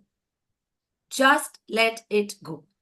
And if we do not keep it within us and let it go, what happens? Very simple. Do not think about the outer noise. Just listen to your inner voice. If you do not think or listen to the outer noise and think only to your inner voice, automatically we will start accepting what comes to us, stop expecting things from others, and we would develop the art of letting it go. Number three, Number 3, very important. Let me ask you all this question, and please put the question and the answer in the chat box. Who do you think is our biggest enemy? Who do you think is our biggest enemy? Who do you think is our biggest enemy? Can I have some answers? Myself, self-doubt, our thoughts, right? My own mindset, yes. Our thoughts, ourselves, yes. Overthinking, ourselves, our own thoughts, absolutely right. We ourselves, yes. Of course, yes. Overthinking, yes. That's again, we. Now imagine we take an oath today that I am not going to allow any negative thoughts. I am not egoistic, because we and our thinking is our own enemy. I am not having any negative thoughts. I am not going to think too much. I'm not overthinking. I always ready to embrace the challenges. I develop a positive mindset. I don't allow anybody else to take the paintbrush in my hand. Rather, I decide my own life, and I am responsible, accountable for everything happens to me. Then nobody will be your enemy, right? Nobody will be our enemy. So the first thing I said is every day is a new beginning. The second thing I said is practice the art of letting it go. Let's accept everything that's coming into our way, and do not stop. Let's start accepting what comes in our way, and let's stop expecting from people. And the third thing I said is stop overthinking. Stop thinking somebody else as your enemy. And if at all, imagine there's one enemy, let him pull you down. Let her pull you down. Allow it. You know what? They are actually doing something good to us. And because of the so-and-so person who you feel are pulling us down, we have the courage to come up, right? We have the courage to do something. We have the courage to prove something. When somebody says, this is not your cup of tea. Oh, no, I can. I will. That attitude is what is positive mindset, and that positive attitude. This is number 3. And last 2, I'll quickly finish in 1 minute. The fourth one, most important thing which I practiced is never ever give up. Never ever give up. J.K. Rowling, the best-selling author of Harry Potter, 12 times failed in publishing the most beautiful series of Harry Potter, but today the 13th publisher accepted her, and you all know today where she stands, where Harry Potter stands, where J.K. Rowling stands. Imagine if she would have given up in her 6th time, 7th time, 8th time, whatever it is. Do you think she would have become world famous? Do you think she would have become billionaire today? Do you think Harry Potter would have been worldwide famous and she would have become a great personality today? No. Everyone sees only the success part of a story. No one sees about the failure part. She had that willpower. She believed in herself, and that is why she was confident enough to not to give up and succeed until she achieved things. So the fourth thing which I wanted to tell you all is never ever give up, and imagine failure are the stepping stone to success. It's okay to fail, because the most important teacher in our life is failures. And if we fail more, we learn more. We learn more, we get a lot of experience. And through that experience, we gain knowledge. And because of the knowledge, we work on it with a different plan. And ultimately, end of the day, we are going to achieve our goals. And last important strategy, which I want to give you all, is a very beautiful thing which I followed in life. Until today, I'm healthy, I'm happy, I never give up for anything. The fifth one is practice kindness and gratitude. Practice love, kindness, and gratitude. Because imagine if we start seeing everything good, if we start watching everything in a positive way, if we start feeling good in everything, and if we start feeling the gratitude in very small things, feel gratitude for the morning birds chirping around, feel gratitude for the early morning sunrise, feel gratitude for the people who are helping us. Now, I feel so grateful for MBSI, for the entire IIBM team, for all of you sparing your time on this evening to learn something. We all learn something together, grow something, grow together, and do something. Be here for doing something. So please practice kindness and gratitude. With these 5 things, I would like to conclude by saying that people always see health in a different approach. But I feel if we follow these 5 things in our life and make it a habit in day-to-day life as a routine, with the 2 last things, ensure everything happens for a reason. Everything happens for a reason. And number 2, this too shall pass. Every day is followed by night. Every night is followed by day. Success and failure are part and parcel of life. Ups and downs are part and parcel of life. So I conclude by saying that this too shall pass, and everything happens for a reason. And these 5 habits within your life, I would be very happy if you can implement it right today or from today. I'm sure that we could see magic happening in our life. Thank you so much to all of you for your patient listening. Over to you, Shashank. Thanks a lot. Thank you so much, Dr. Indumati, for sharing your thoughtful strategies with us. I'm really sure that all of them are really implementable and will definitely make a difference in our lives if at all we are implementing. Thank you so much once again. Yeah. Sorry, Shashank. I just wanted to highlight one important thing. I don't know if Dr. Rajkumar is there. Just 30 seconds. Is Dr. Rajkumar sir is here? Sir, are you here? He joined in between. Okay. Why I wanted to mention is it's so very happy feeling that in 2008 I completed my master's. And as he rightly said, I joined as a junior researcher in his private hospital, Lifeline Multispeciality Hospital, as a junior researcher in 2008. Wow. And he's my first mentor. And today it's 2024. I've my entire journey is totally different, but till today, even now, I'm still in touch with him, and he still continues to be my mentor in everything and anything. And I'm so proud today that I'm sharing the dais as a speaker with him, and this is a real great feel for me.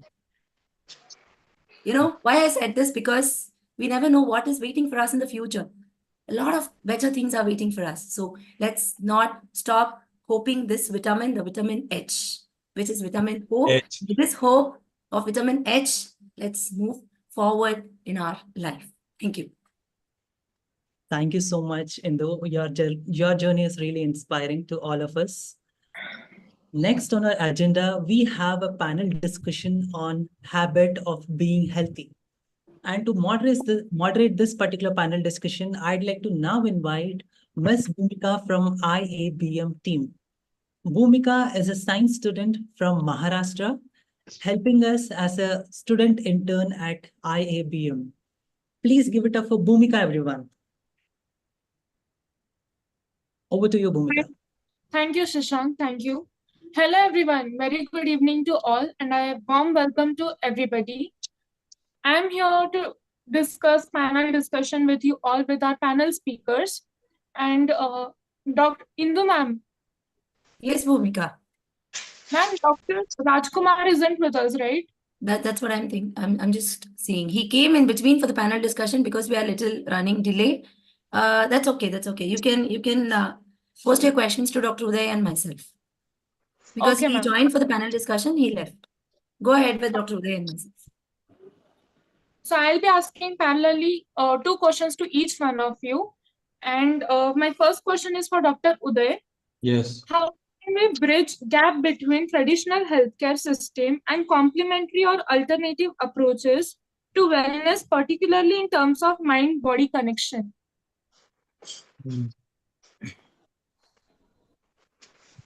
Yeah. Yeah. Thank you, Bhumika.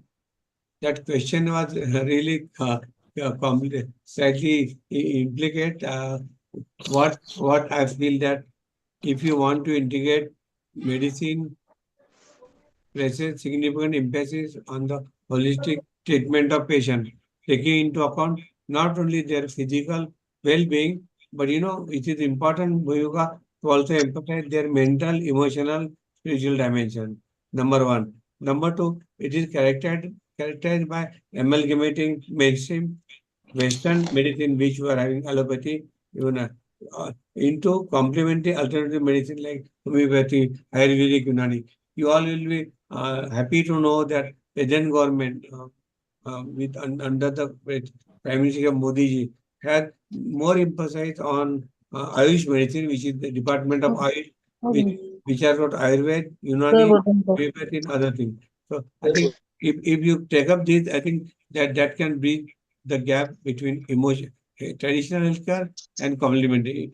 Further, if you want to add this, what are the things which you will be implement? As I told in my slide already, it will implement practices such as massage, acupuncture, tai chi, and drinking green tea. You all know green tea. There was too much of this thing on drinking green tea, but I think it has been proved beyond doubt that drinking green tea is definitely going to be healthier. In addition to that, you will be surprised that Government of India has established the two institutes for your information. One is National Institute of Health, NIH, and National Center for Complementary and Integrated Health, NCCM. These are identify the domain or types of complementary. Now, what are the main therapy the government of India said? Number one was, as I told you, mind-body therapy, which are delimited in my slide 9 therapies. In addition, biologically based therapy. And thirdly, manipulative and body-based benefit method. And lastly, energy therapy. I think I'm not very expert in all these therapies, but to tell you in nutshell, if we follow this, we can integrate holistic medicine into therapy. Thank you, sir. That was very informative, though. My next question is for Dr. Indu. How do we define and measure success in terms of prioritizing health and fostering a strong mind-body connection, both on an individual and societal level? Bhumika, how do you measure? How do you measure? Success in terms of prioritizing health. Okay. Success in terms of prioritizing health and mind body, as well as in terms of personal and social, right? Yes, yes. Okay. So let me answer the first question, and I'll just keep it very short. Success in terms of personal. Nobody can define success. There's no definition, no Google definition, no ChatGPT definition, no set definition of success. End of the day, if you yourself, when you hit the pillow, go to bed, you feel that particular day is fruitful, that particular day is productive, that particular day is so fulfilling for you, that is the real success. That is personally. And socially, if you serve yourself and serve others, if you are of useful to others, if you really serve those who are around you in any means, serve environment around you in any small possible ways, that, according to me, is a success in terms of social. Thank you, Bhumika. Thank you so much, ma'am. My next question is for Dr. Uday. Sir, can you please share some examples or accounts of individual or communities who have successfully integrated mind-body practice into their health routine?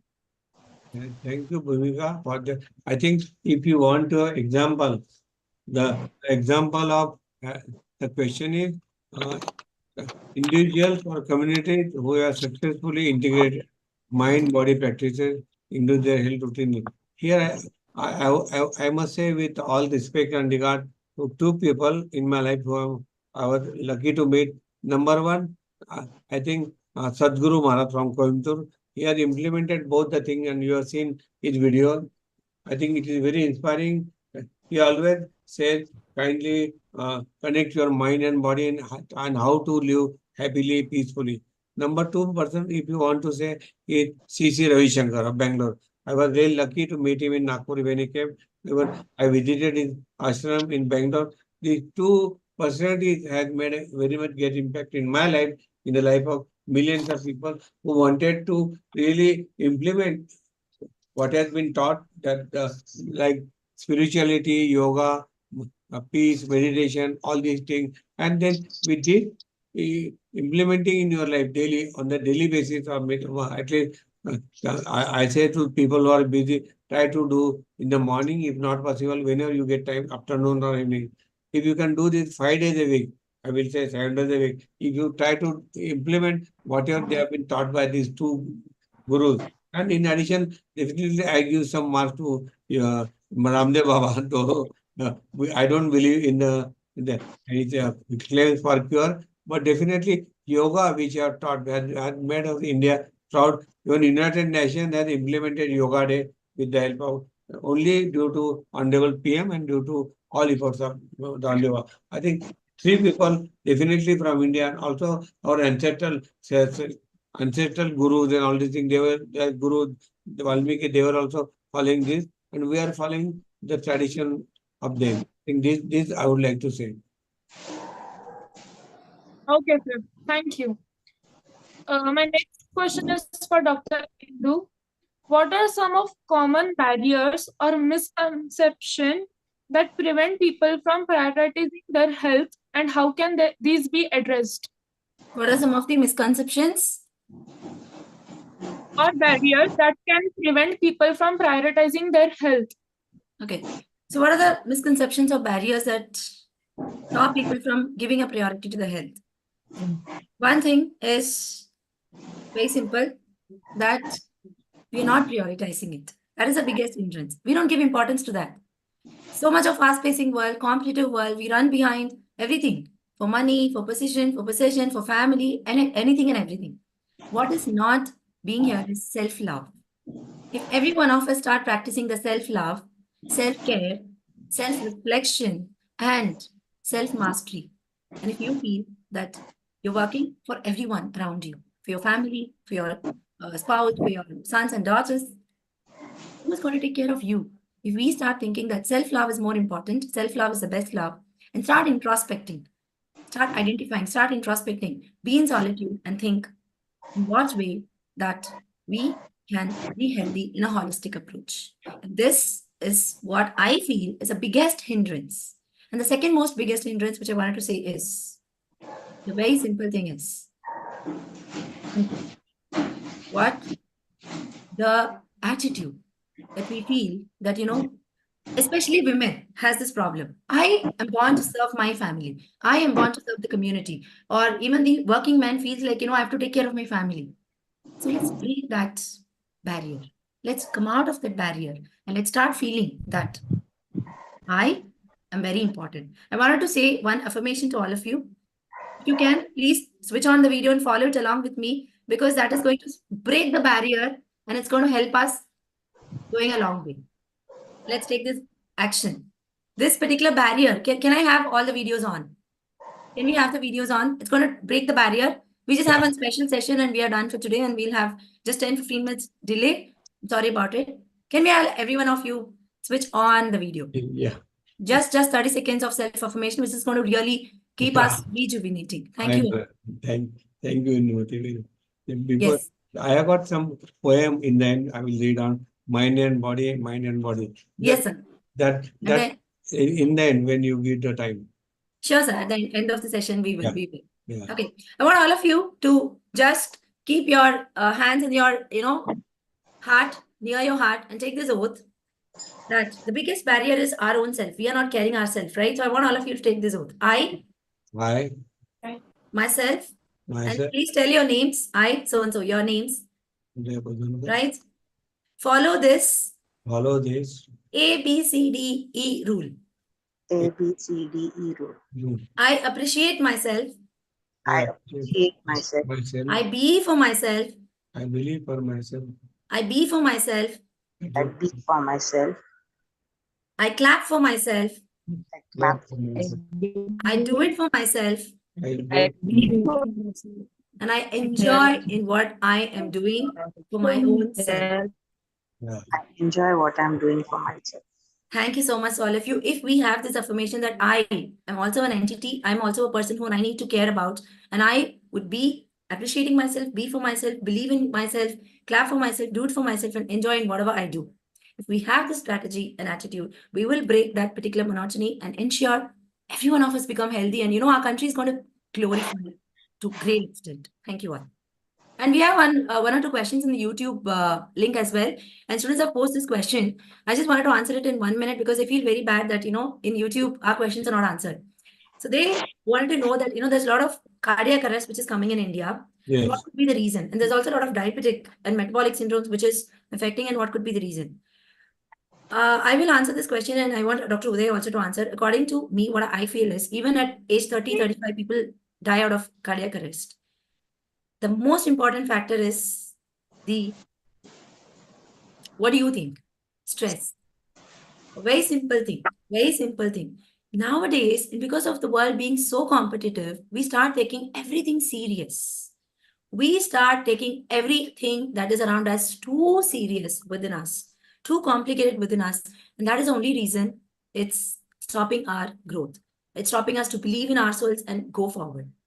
Let's stop taking everything serious. Let's try to live every moment, in a great manner, embrace every moment so happily, and we could avoid 80% of the problems. And beyond that, I'm not saying that we will not, but beyond that, it's all in the power, nature in hand.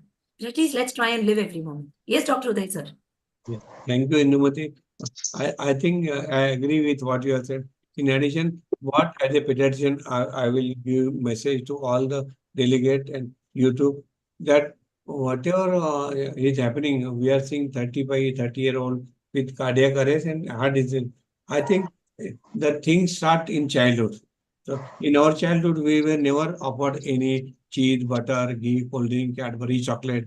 We are having healthy lifestyle, healthy food were given, homemade food and like salad and all these things. Nowadays, I observe that children right from day 6 months, 1 year onward, they don't eat healthy food. So trust start from there because of junk food, Cadbury, their weight gain is there. We are finding obesity more prevalent in children. And that obesity, in the body that leads to high cholesterol, then it invites you diabetes, and if you don't take care, then blood pressure. I think these three things we should start thinking from childhood only.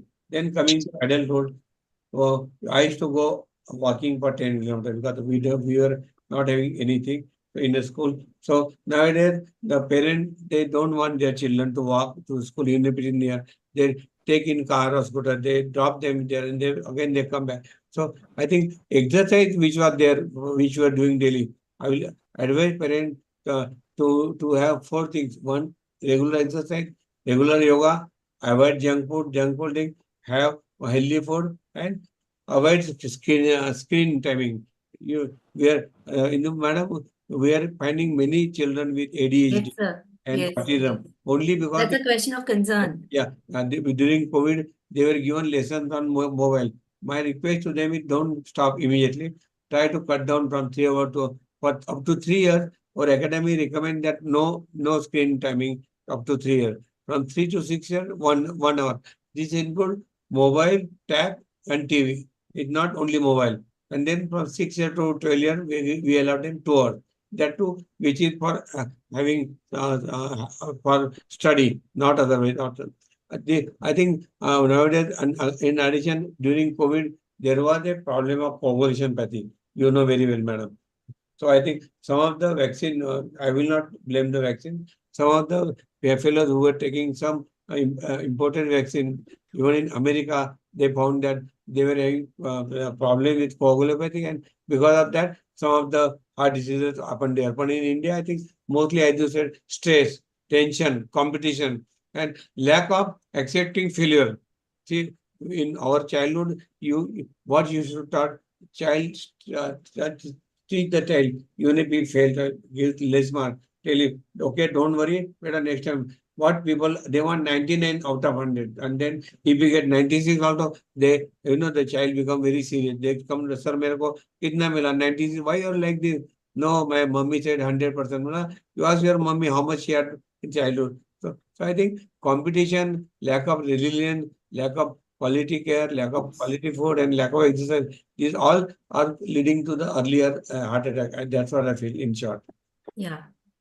So thank you, Bhumika. We'll immediately, for the lack of time, I think we'll move on to Shashi's session. Thanks, Bhumika. Yeah, there is a session. Shashank, you there? Shashank? Yes, Indu. Yes, Indu. I'm not able to see your video on. One sec. Let me put it. Thank you, Bhumika. Wonderful session, and thank you. I think we have got session from Dr. Vijay Shankar. Yes, sir. Shashi, can we have Shashank? There's a small change. Can we have Dr. Vijay Shankar's session first, and then go with the Q&A, some feedbacks from the audience, because he's been waiting from long. Is it okay, Shashi? Yes, that works, Indu. Yes, Shashank, over to you. Has he come? Okay.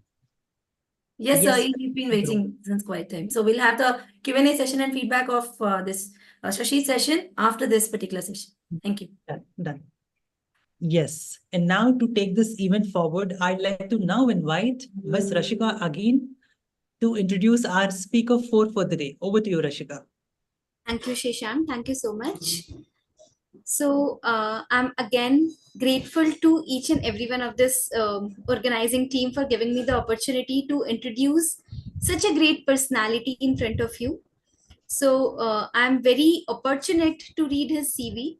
Dr. Vijay Shankar Ashokan. He's material scientist who holds PhD and is known for his expertise in electron microscopy, holds vast research experience from various international academic institutions. He started his early stage academic research experiences from Coimbatore Institute of Technology, where he completed his bachelor degree in applied sciences, a master of science with a specialization in materials science from PSG College of Technology, and gained research experiences from Indira Gandhi Atomic Research Center, Kalpakkam, and Indian Institute of Sciences, Bangalore. He has conducted his doctoral research and obtained. I'm sorry, I'll have to put my laptop on chat, so I'm interrupting. I'll just take 1 minute.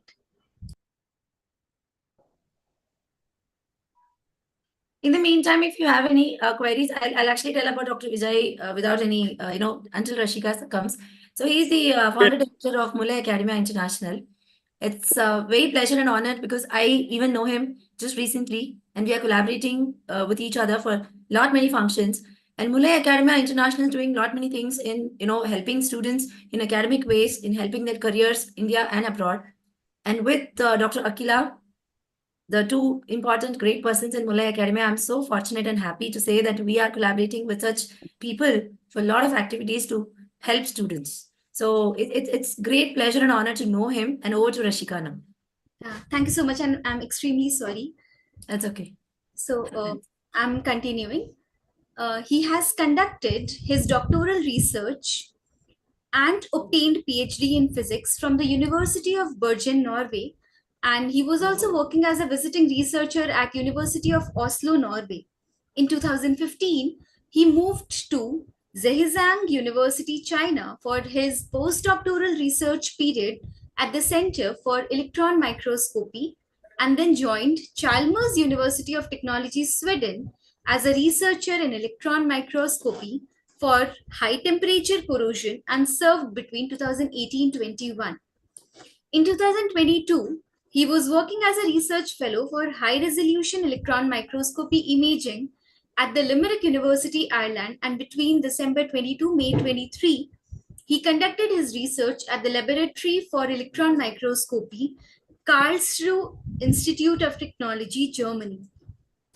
Currently, Dr. Vijay is also working as a visiting professor at the chemistry department of Periyar, Maniammai University, Thanjavur, India.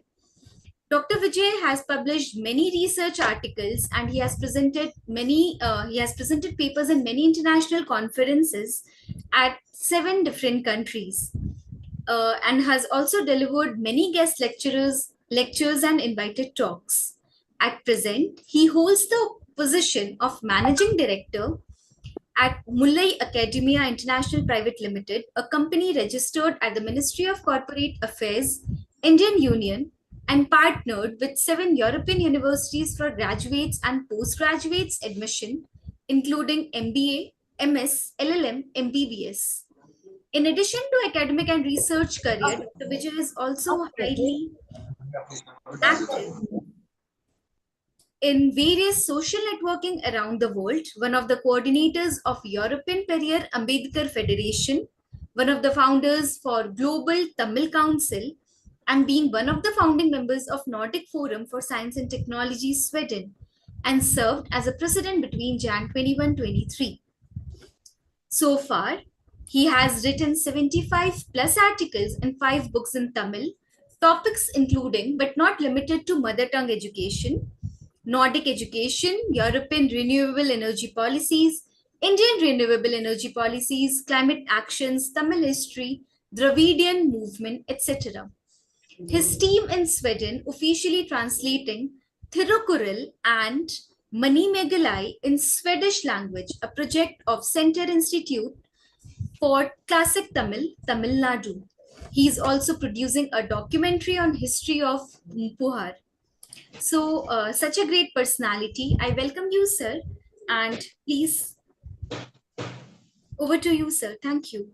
Thank you for the nice introduction, and thank you, Indu, for calling me for such a wonderful event.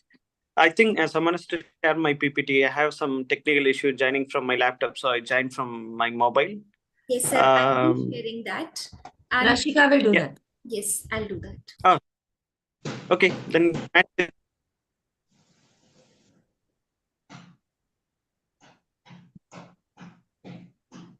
okay. Thanks for that.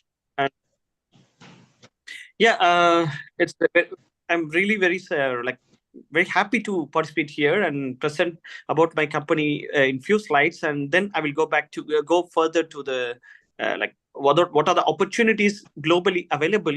Particularly, I'm limiting today's topic towards the life science. I think that will be more useful for everyone here. But of course, it covers a broader area, which means which also shows what are the possible full funded scholarships, what are the possible full funded scholarship for masters and PhDs together at some point, or for the PhDs and for the postdocs. So these are the areas which I can guide or even support you in many ways. So as of now, if you move to the next slides, actually we formed the Academia International with a motive to collaborate, integrate, and network for the next slide from the schools, colleges, universities, industries, companies through the international network. That's our prime motive. Can you move on the slide, please? Rashika, can you move on the slides, please?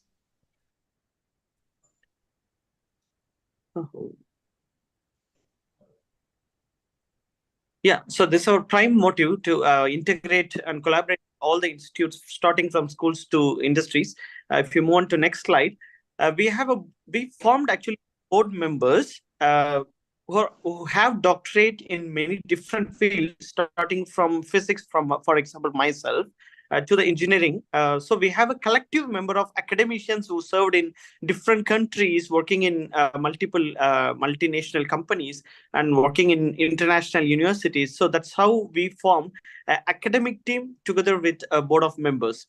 So if you move on to next slide, we recently even signed few MOUs with the European universities for the admission agreements. Of course, it's as already stated in the introduction about me, it's like for all the admissions from starting from masters in science or PBS. So that's how we formed and working together. When we move on to the next slide, I'm trying to concentrate on certain topics which is useful for further, like in a future research and higher education opportunities. So we are now entering into the world.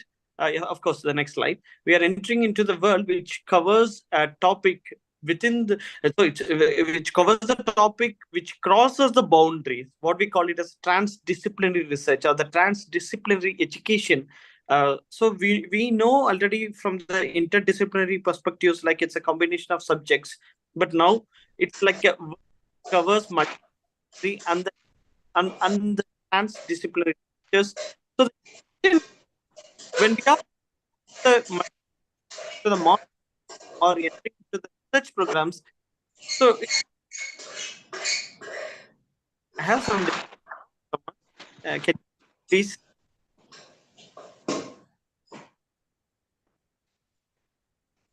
Okay.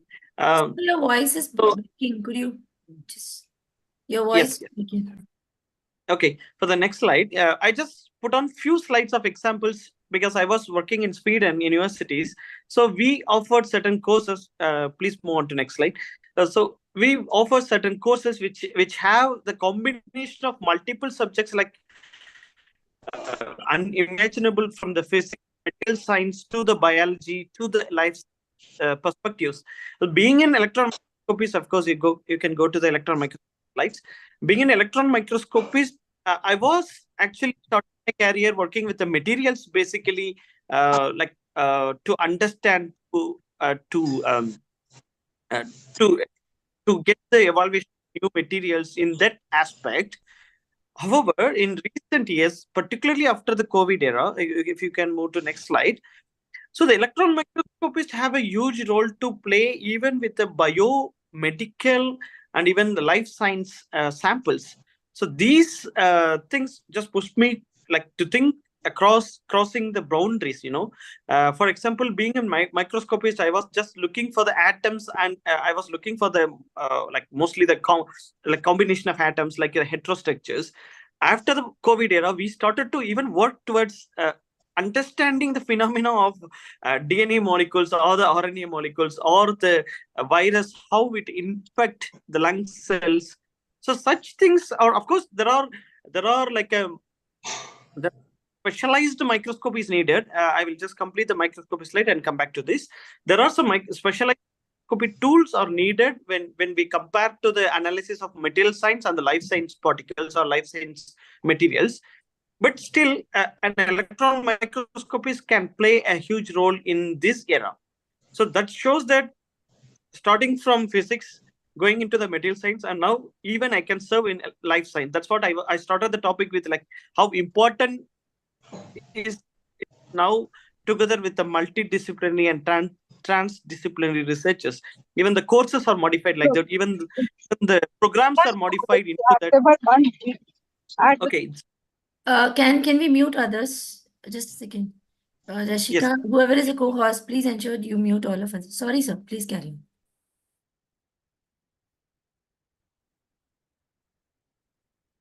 Okay. Yeah, fine.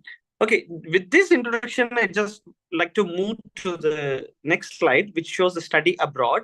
Of course, there are some questions why we need to study abroad, study in foreign countries. We have a lot of opportunities in India. Of course, I'm not challenging that. Of course, we have a very good institutions in India. Of course, I'm not challenging it, but still, the international experience is always important in the modern globalized world. Multinational companies are forming their or looking the opportunities in India, and they are taking Indian students abroad for the research, for the production, for the manufacturing. So the higher education from the Indian perspective, from the Indian basic knowledges with abroad education combination, which is very important in this modern era. So when you go to the next slide, we have an opportunities for the combination of subjects. The specialization is now cross the boundary, as I told you in the previous slide. If you go to the next slide, what I am talking about for the next few slides is there are possibilities with scholarships. You don't need to spend money at some point. Of course, the next slide. You don't need to spend money for studying masters. And most of the questions I get from the students is like, for the PhDs, do you have to pay something?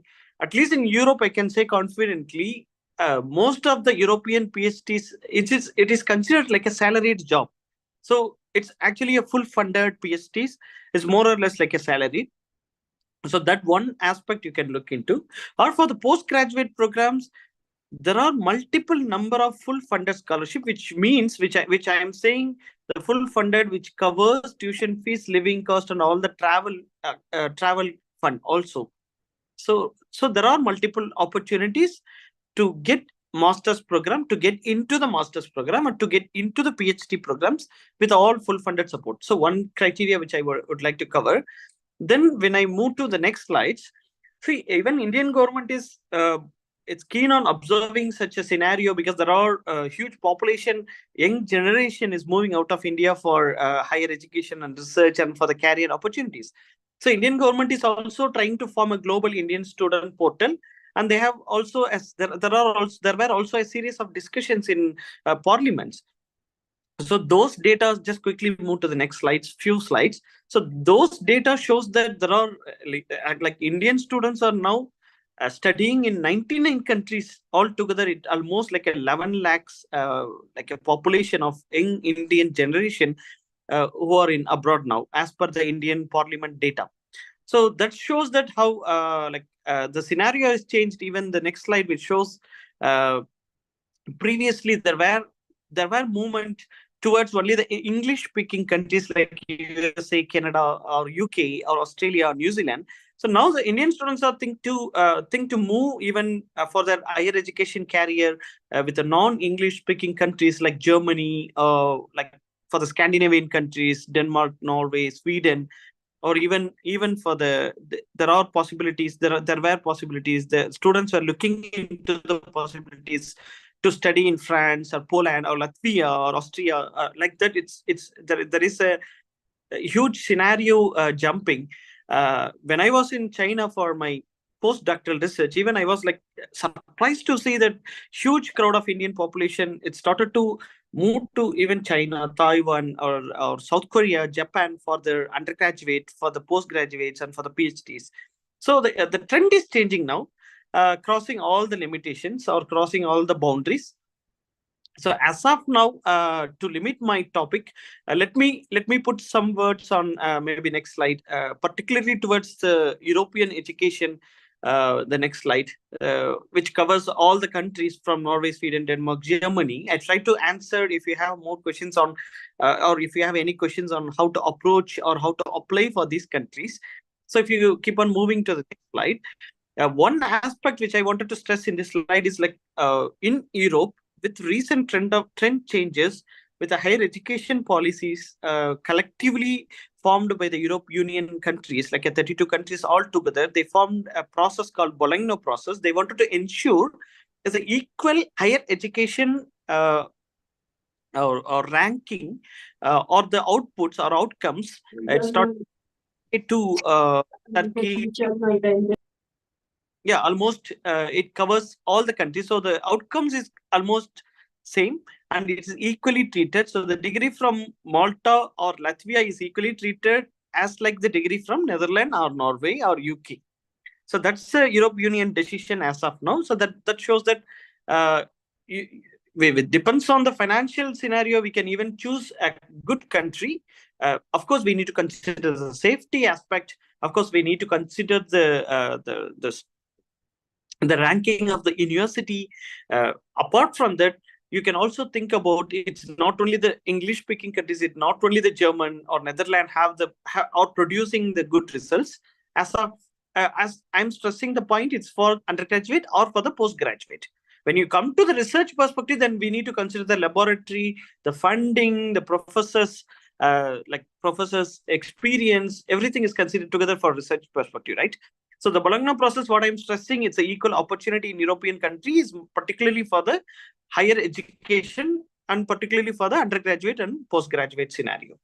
So when we are talking about Europe Union, for the next slide, so at least I was living there for 15 years. I know I was working in many different universities. I know the scenario which have scenario changes. Of course, the best world-class universities are located in Europe. There are 4,000, like more than 4,000 higher education institute. If you go to the next slide, of course, when you consider the positive life standard in Europe, it's more of with dynamic culture, high standard of living, innovation centers are there. Many multinational companies are. The quality of education is improved a lot, and low tuition fees compared to English-speaking countries. And there are more English taught courses are introduced year by year to attract international students. So these are the positive outcomes. If you go to the next slides, even there are some trend changes.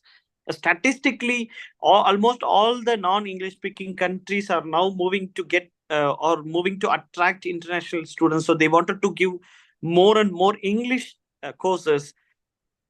So there are statistical improvement in this aspect as well. I move to the next slide. So within the Europe Union, if you wanted to consider, of course, if you wanted to consider only the best universities, even within the world or top class world best universities, most of the universities are from Europe. And within Europe, of course, UK still dominates with the ranking perspective. And apart from Europe, there are very good universities from Switzerland, Sweden, Belgium, France, and Netherlands, Germany.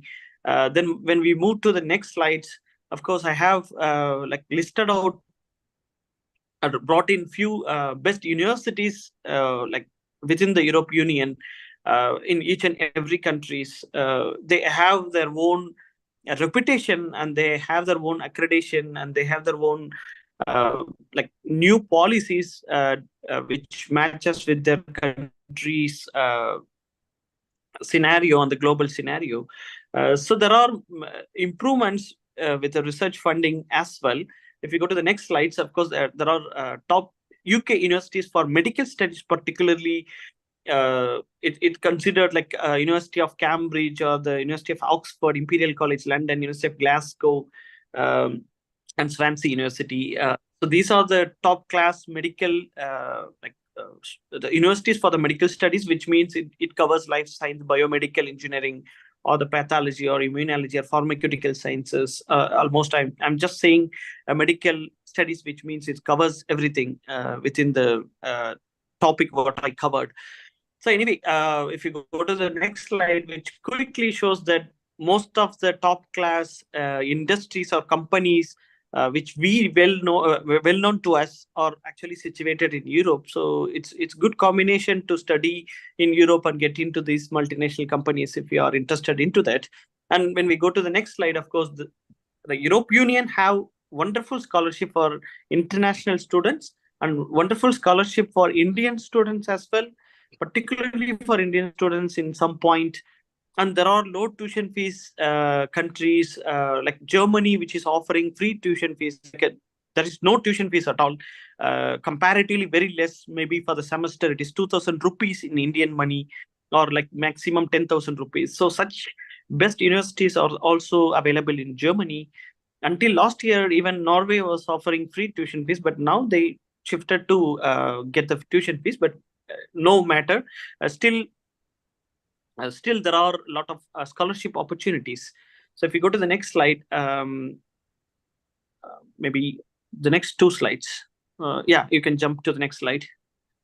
Yeah, there are a time period which we need to note down, particularly for Sweden, Norway, Denmark, to join in 2000. For example, in 2025 September, you need to apply around December in 2024. So such a time period, like you need to note down such a time period to get into those countries. And for Germany, of course, there are possibility to start to apply from January to May to get into the September intake. And most of the countries like Netherlands or Latvia or Austria are still offering the time period between February to May to join the courses in September. So when we go to the next slide, which I wanted to show that the scholarship which I keep on mentioning, it's like the next slide. It's higher. We have higher chance to win, and particularly for the Indian students. Go to the next slide.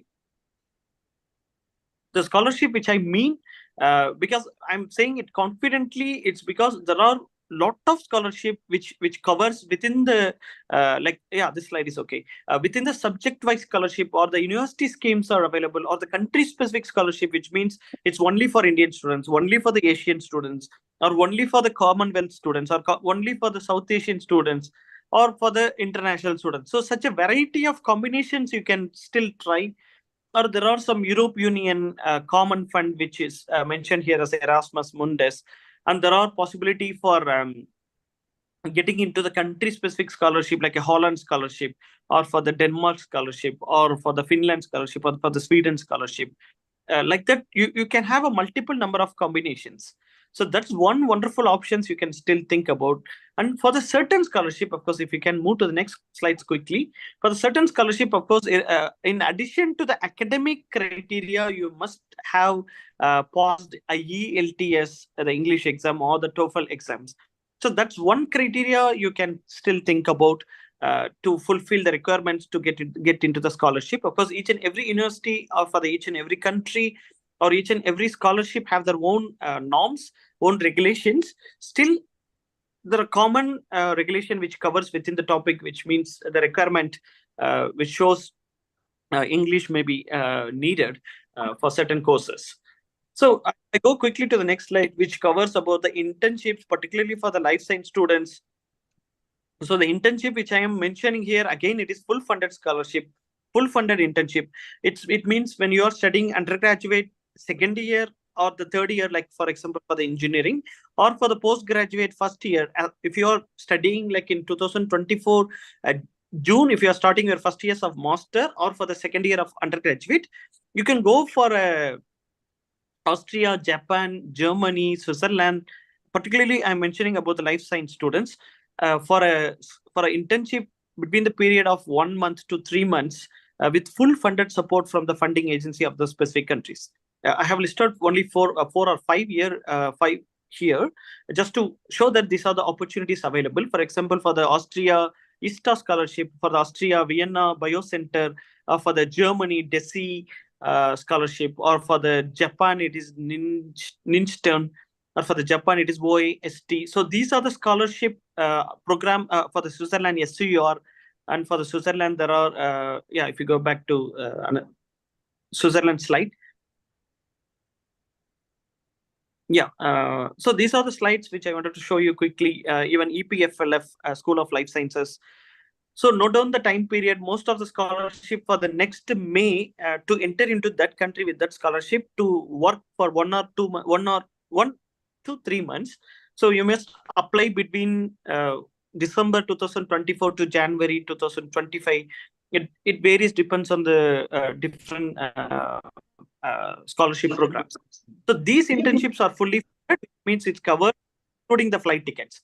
So when you go quickly to the next slide, which I wanted to show you, there are possibility with the full funded support, and there are new courses have been introduced. I just show few examples only with Germany for life science students, life science studies. But of course, it's not limited to Germany. It means these are introduced recently in almost all the European universities. For example, the life science informatics, life science innovations. If you go to the next slide, for example, there are new courses like life science innovations on the next slide. Next slide. Medical life sciences, or with the molecular life sciences, or there are possibility to do a joint master's and PhD program in life sciences with full funded support. If you just slow down, and if you can note down the tuition fees per semester, none. It means there is no tuition fees even for the master's program, and the language of instruction is English. So these things you can still try if you have ambition to study in Europe, and particularly with the very good universities in Germany. You can try it out, certain scholarship programs, or directly into the German public universities where there is no tuition fees at all. So these are the chances you can try to utilize. For example, the tuition fees is 0, but still accommodation may be costliest for you. Like, for example, it may cover 10 lakhs per year. If you move on to the next slides, of course, Germany is still offering, next slide. Germany is offering a different, like a variety of scholarship. One of such is DAD scholarship. Once you enter into the university, when you got the universities, you get most of these scholarships either through university programs or through the country specific programs. If you go to the next slide with UK, which shows the first slide, which covers wonderful varieties of scholarship, particularly for the Indian students. If you go to the next slide, next slide. Next slide. Next slide. For example, if you wanted to study like life sciences or medical or bio related courses for the master's program. No, previous slide. Let it be on that slide. Previous slide. Previous back. So for example, it supports no, the next slide. No, forward. One more. Stop it here. Okay. Particularly for the Indian student, no, go back. Particularly for the Indian students, there are wonderful scholarship comes under a Commonwealth scholarship, and comes under Great scholarship, comes under a British scholarship for women in STEM, particularly for the women student to carry out the master's program. So these are the opportunities in UK even. So it's like a Chevening scholarship, And some scholarship like a University of Glasgow or University of Stirling, they cover a variety of funding opportunities. They cover only the accommodation, they cover only the monthly bursaries, or some universities offer a particularly tuition fees coverage for the 2 years. So it is in addition to the full funded scholarship, there are possibility to combine a partially funded scholarship, comes under South Asian scholarship, comes under the Indian specific scholarship. Such a new and like a variety of scholarship are still available, in particular to the UK. If you go to next few slides forward, I will just quickly go through another scholarship which also cover for agriculture, biotechnology, and medical. And no, medical, it doesn't mean that MBBS, it's for the postgraduate. So for the Netherlands, if you move on to the slides, so Orange Tulip Scholarship is for the Indian students.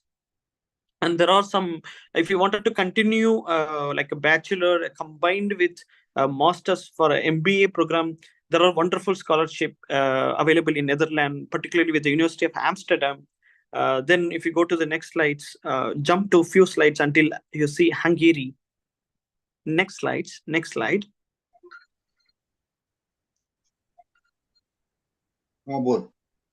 Yeah, next phase. The engineering scholarship for Sweden, but for Indians. So if you go to the Hungary, next.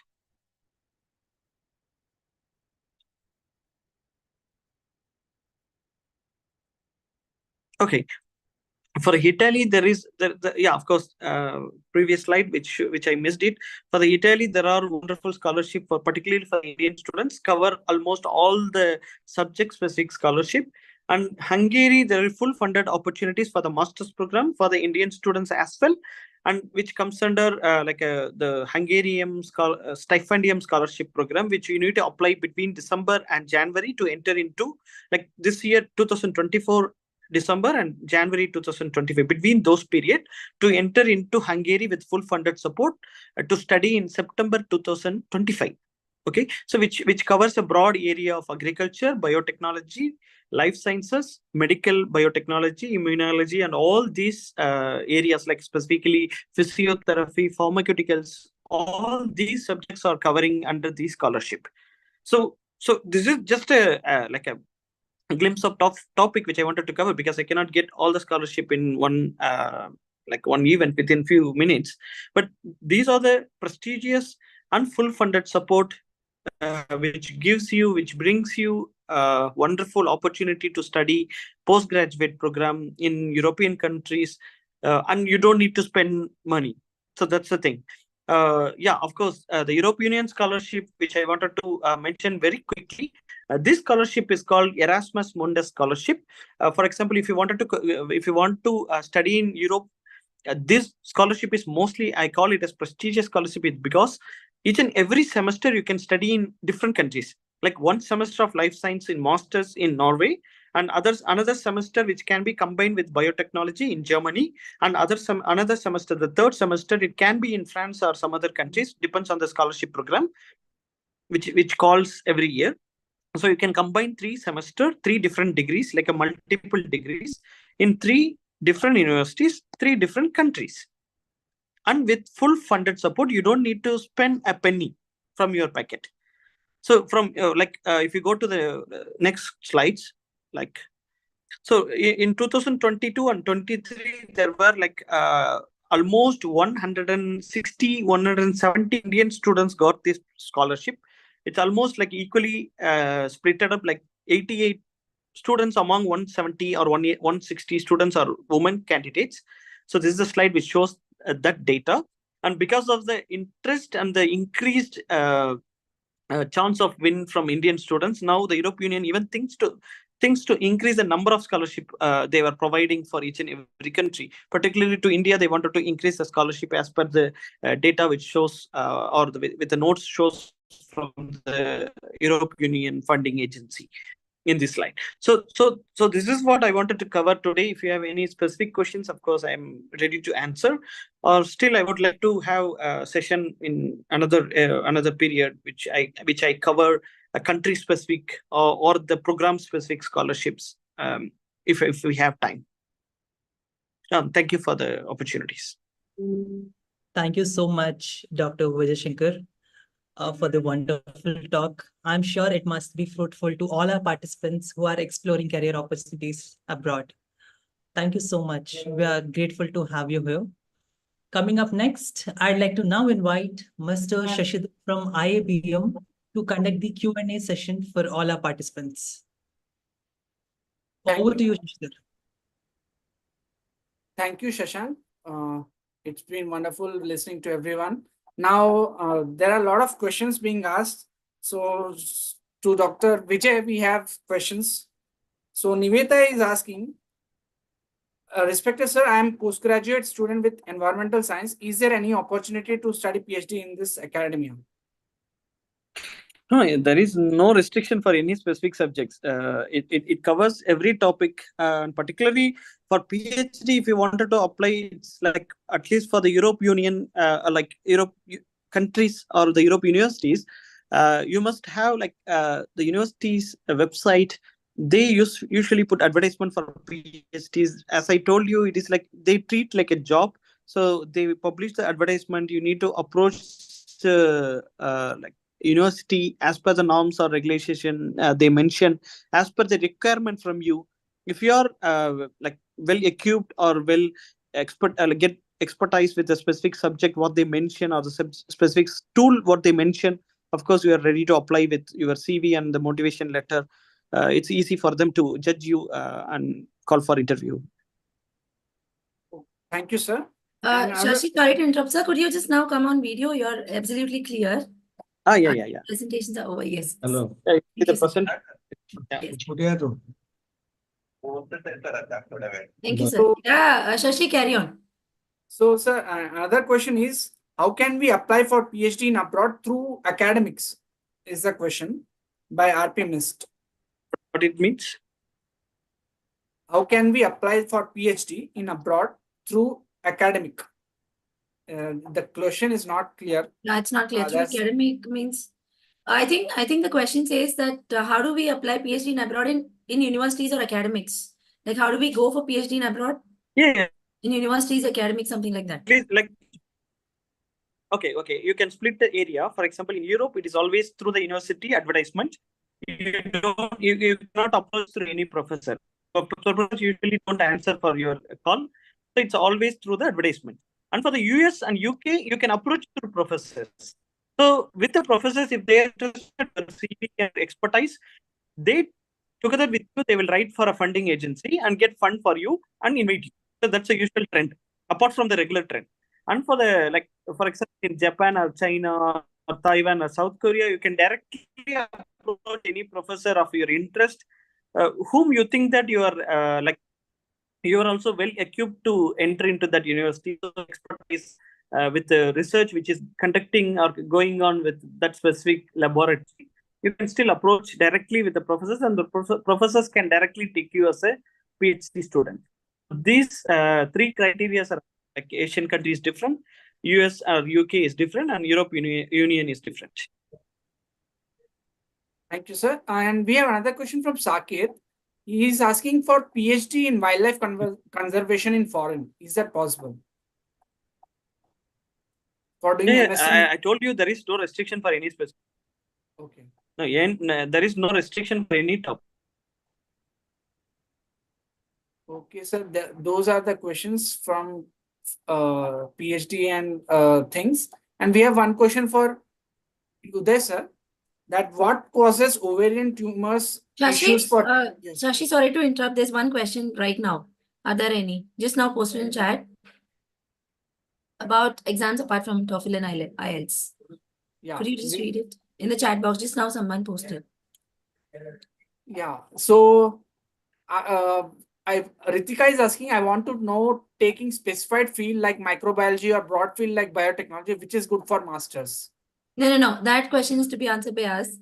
For him, it's like, are there any other, Vijay sir, there's one question. Are there any other exams apart from TOEFL and IELTS? No, of course, there are some exams like Cambridge system or like a PTE Pearson test for English.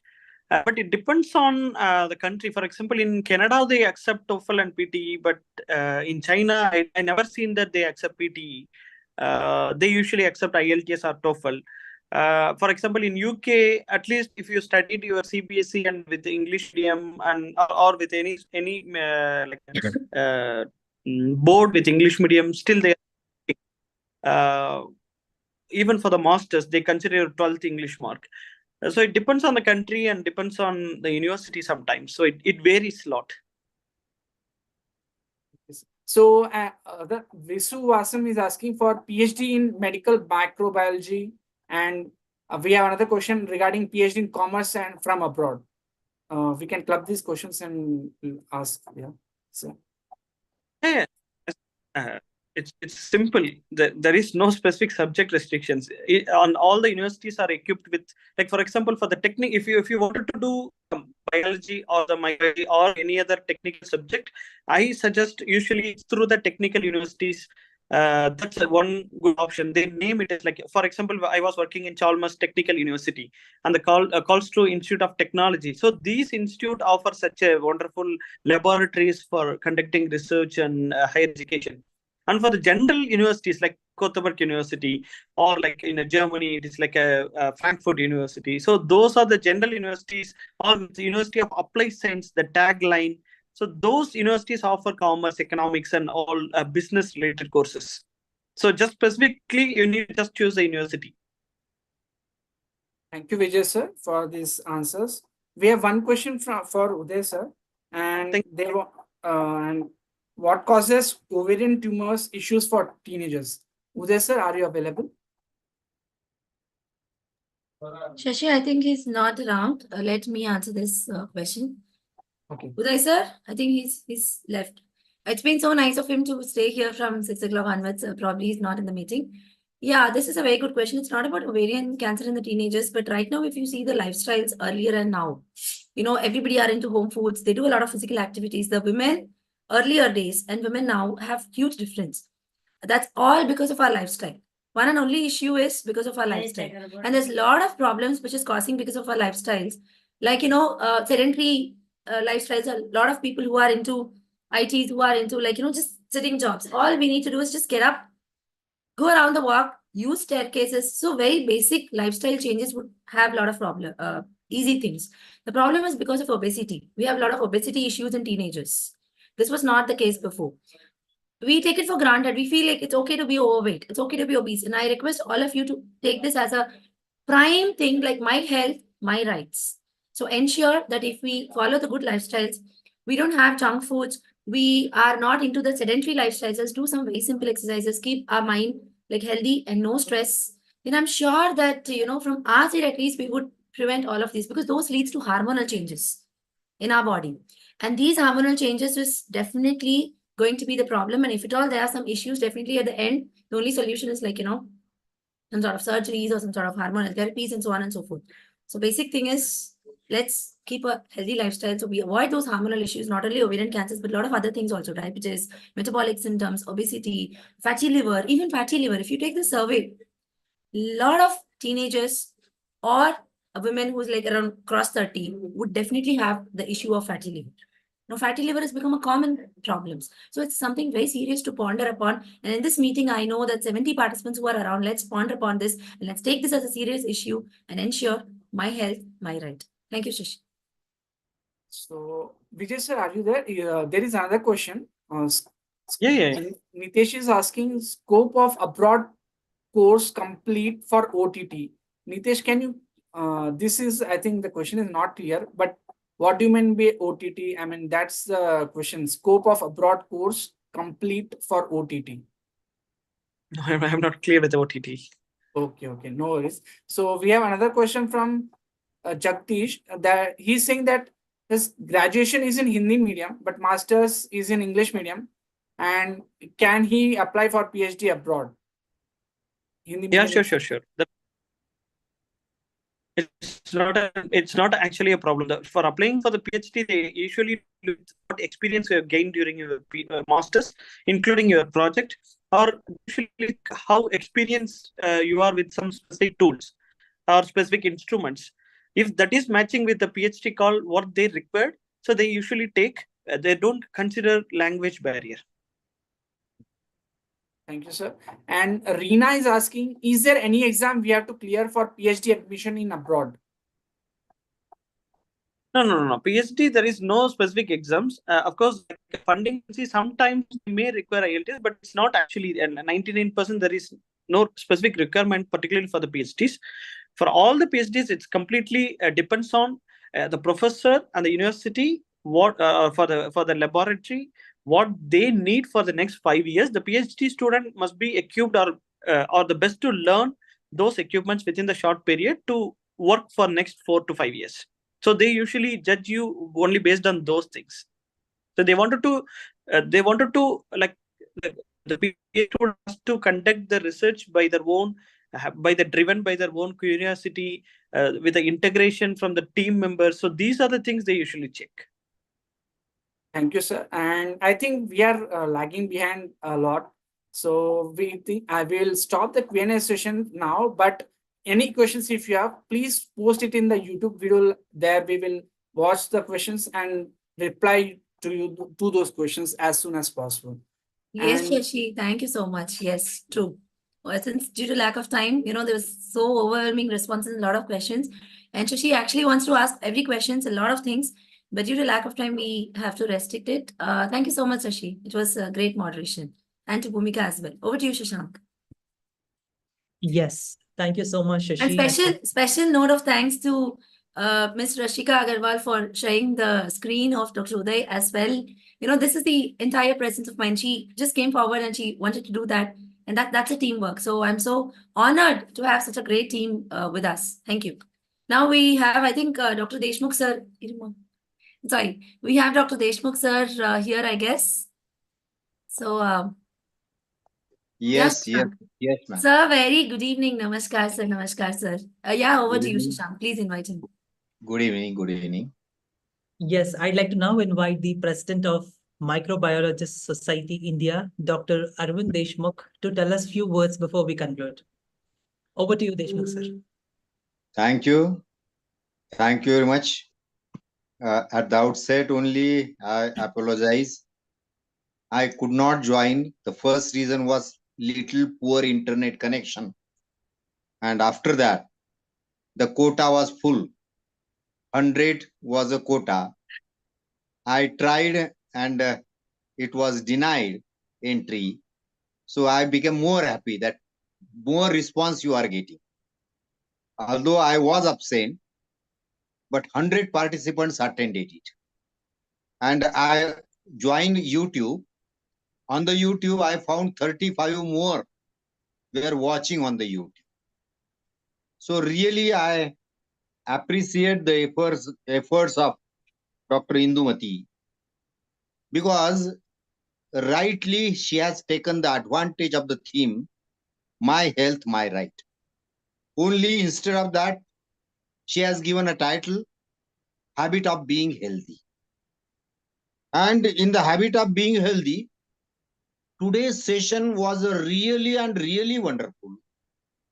I want to appreciate and congratulate all team for organizing such a beautiful session in which I watched complete talk of the Dr. Raj Kumar. Partially, I attended Dr. Uday Bodhankar. Then at the last, I attended the abroad opportunity, and I will request Indumati to arrange a separate lecture. Yes, sir. We are planning. Of Dr. Vijay Shankar. Yes, sir. Because it is a really helpful.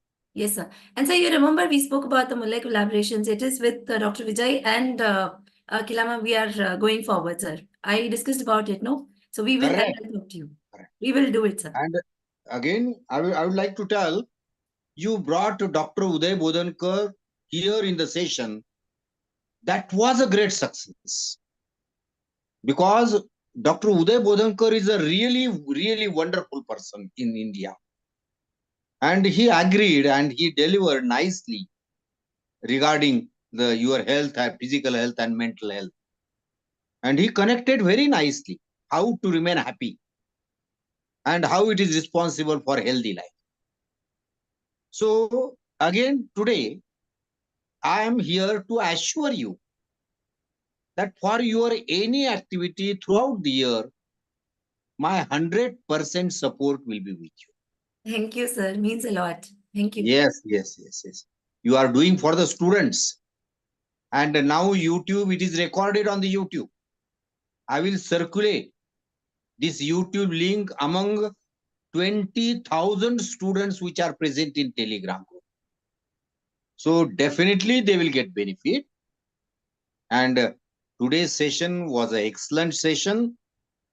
Again, I appreciate you, but not only you, your team also. Because without team, we cannot work at all. I was about to say. Yes. So congratulations again and again. Thank you very much. Thank you, sir. It's a great pleasure and honor to listen to these beautiful words from you. But you know what, sir? Everything starts from the base, some pillar. So you had been the pillar behind the entire show. So of course, teamwork is the teamwork.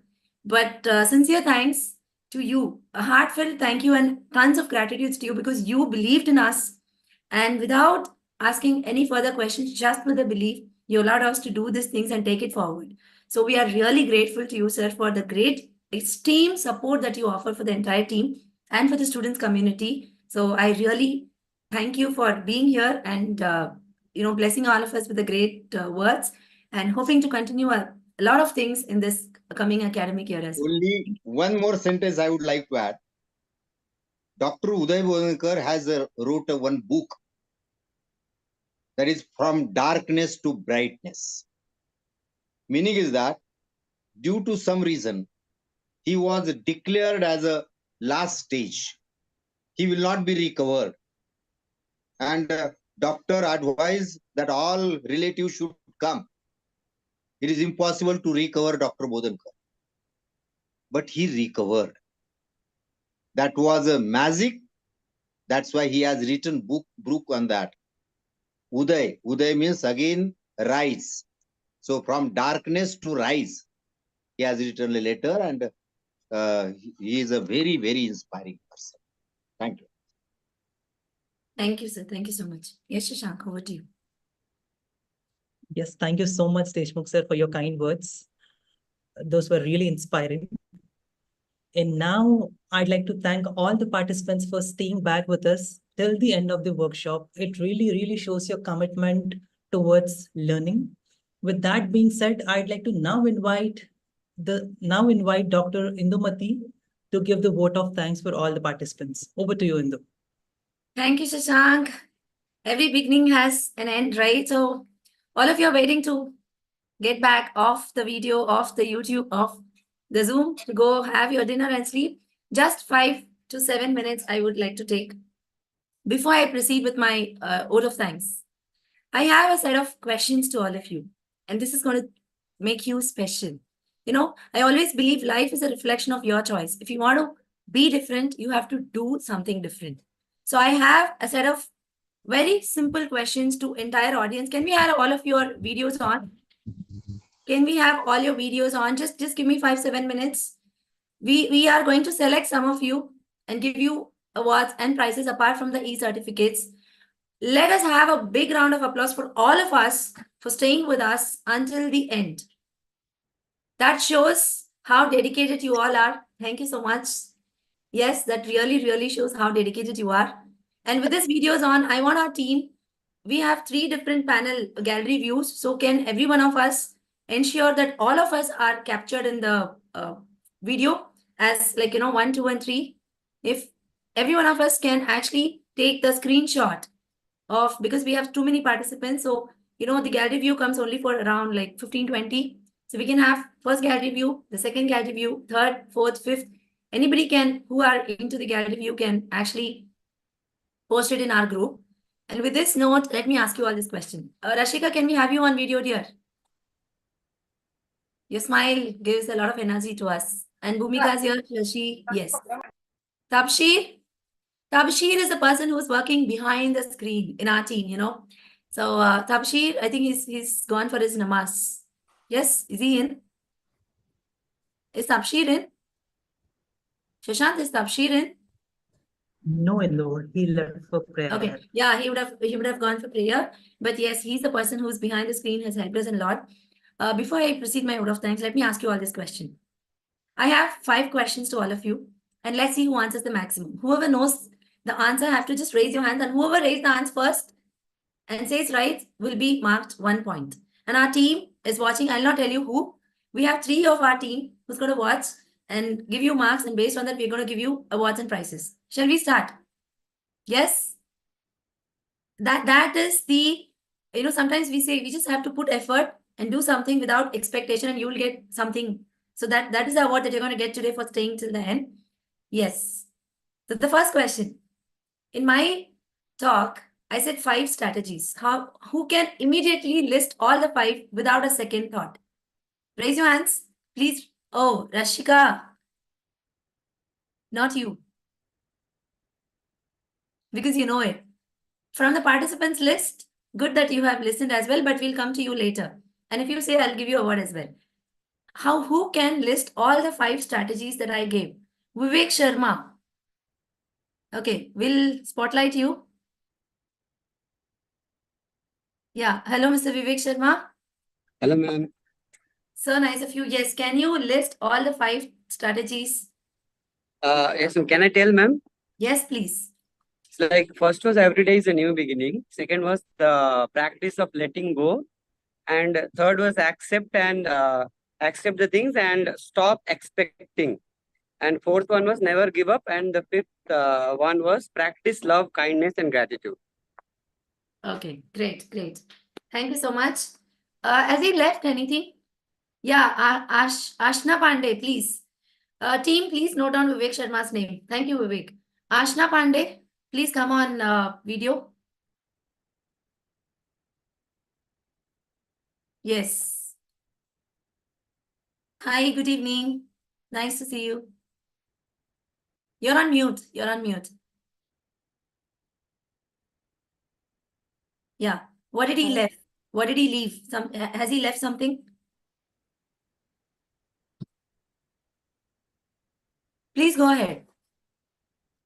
Yes, ma'am. The first one was every day is a new beginning. So, yes, ma'am. Hello. Yeah. Yes, we can. Please proceed. Ma'am, the first point was every day is a new beginning. So we can start our every day as a new our chapter. Like we can do everything new. Yeah. Go to the second one. Second one was gratitude. कि हमें second one was let it go. हमारे साथ जो भी हुआ है past में हम उसके लिए रिस्पॉन्सिबल नहीं है, तो जो भी है हमें उसको जाने देना चाहिए. जैसा भी है हम उसके ऊपर कुछ नहीं कर सकते. सही है. थर्ड वन वाज ग्रेटिट्यूड कि हमें हर चीज के लिए ग्रेटिट्यूड रखना चाहिए कि हम उसके लिए कैसे उसको वो कर सकते हैं. और बीइंग काइंड कि हम दूसरों के प्रति अपने कैसे काइंड है, हम उनके लिए क्या कर रहे हैं ये. और एक थोड़ा सा याद नहीं आ रहा है, सॉरी. और कुछ रह गया. Let's hear it from Alpandas and Viswasam. Thank you, Ashna. Thank you for coming. For our team, please note their name. Alpandas and Viswasam. Who wants to go first? Okay, we'll go with A. Alpandas. Yes. Ma'am, I would love to add one point in the end. Means from the starting, you have quoted it with 5 letters, A, B, C, D, and E. And the last was the most useful one.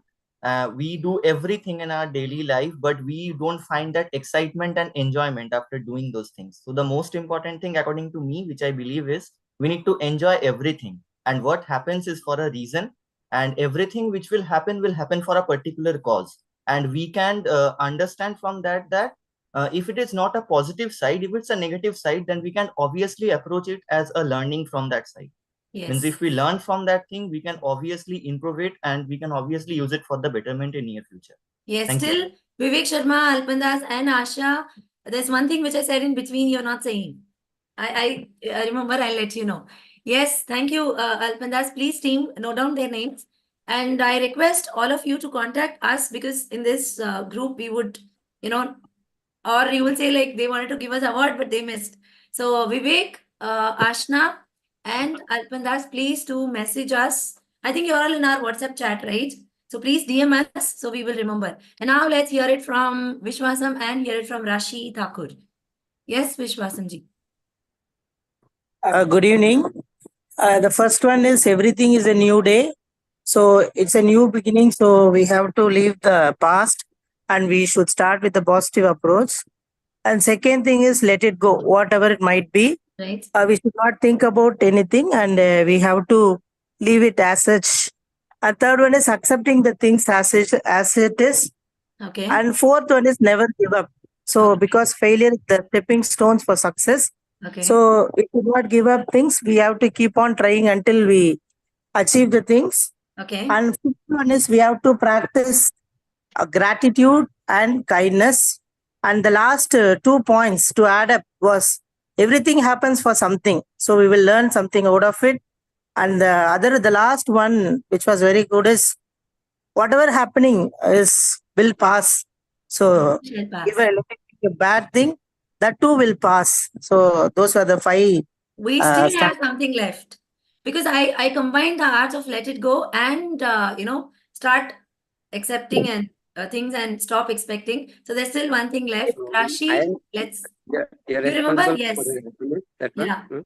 Please tell me. We are responsible for our happiness. Is that point you're mentioning? Yes. Let's give us a big round of applause to Vivek Sharma. I said we keep, we embrace like the failures. We stop succeeding. Like we just don't go forward. So I just said, let's embrace the challenge and whatever happens, we are responsible. Like, we are responsible for what happens and we should ensure that we have that mindset to go. And one more thing still is left, that is embracing the challenge. Great. Thank you, Vivek. I'm so glad I still have questions from other speakers as well. Otherwise, it will become very biased, huh? Yes, Alpandas, you want to add something? Thank you, Vishwasan. Thank you. I still have 2 questions from other speakers as well. One from Dr. Rajkumar and one from Dr. Uday. Otherwise, it will be very biased. Now, please give me time. Yes, Alpan, you have something to say. Nothing to say. Okay. Now, great. All of you who answered the questions which I asked, amazing. Let's go for the second question. Team, have you all noted their names? Perfect. Now, let's ask the second question. I want one of you to say 5 key takeaways from Dr. Uday's session. From the entire, you should not tell on your own, right? You have to say something from his speech, the 5 key takeaways that you have taken from his speech. Who can answer this for us? Raise your virtual hands. 5 key takeaways. 5. Yeah, Alpandas. Oh, he was active listener. Okay. If there's no one, we'll hear it from you. So nice of you. Can someone else try? Any 5 key takeaways from his session? Ma'am, I would love to add one thing, which is the Please. most important thing I believe. That is, Yeah. happiness is an internal thing. Everything which we do, we must find the happiness within that. According to me, I think this. And that was the most important point which Sir told in the end, that happiness is an internal thing. That. Happiness is internal. He did say that, so the mark goes to you. We'll also hear from Kanaya. Thank you, Alpandas. Good evening, ma'am. Very good evening. Please, go So I ahead. do remember 2, that is self-doubt and overthinking. Right. Yes, self-doubt and overthinking. Correct. Very great. Even we discussed about it. Yeah. And the answer for Dr. Uday's question? Other 5 key takeaways. No, I don't. Okay, no worries. We'll hear it from Vishwasam and Ashna. Yes.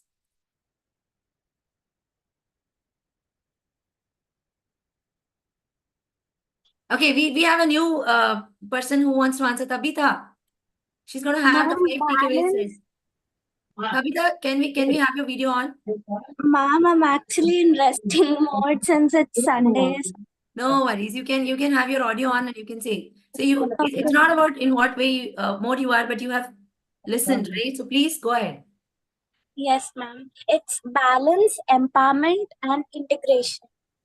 Wow, balance, empowerment, and integration. Sort of beautiful words you've phrased. Tabitha, the award goes to you as well.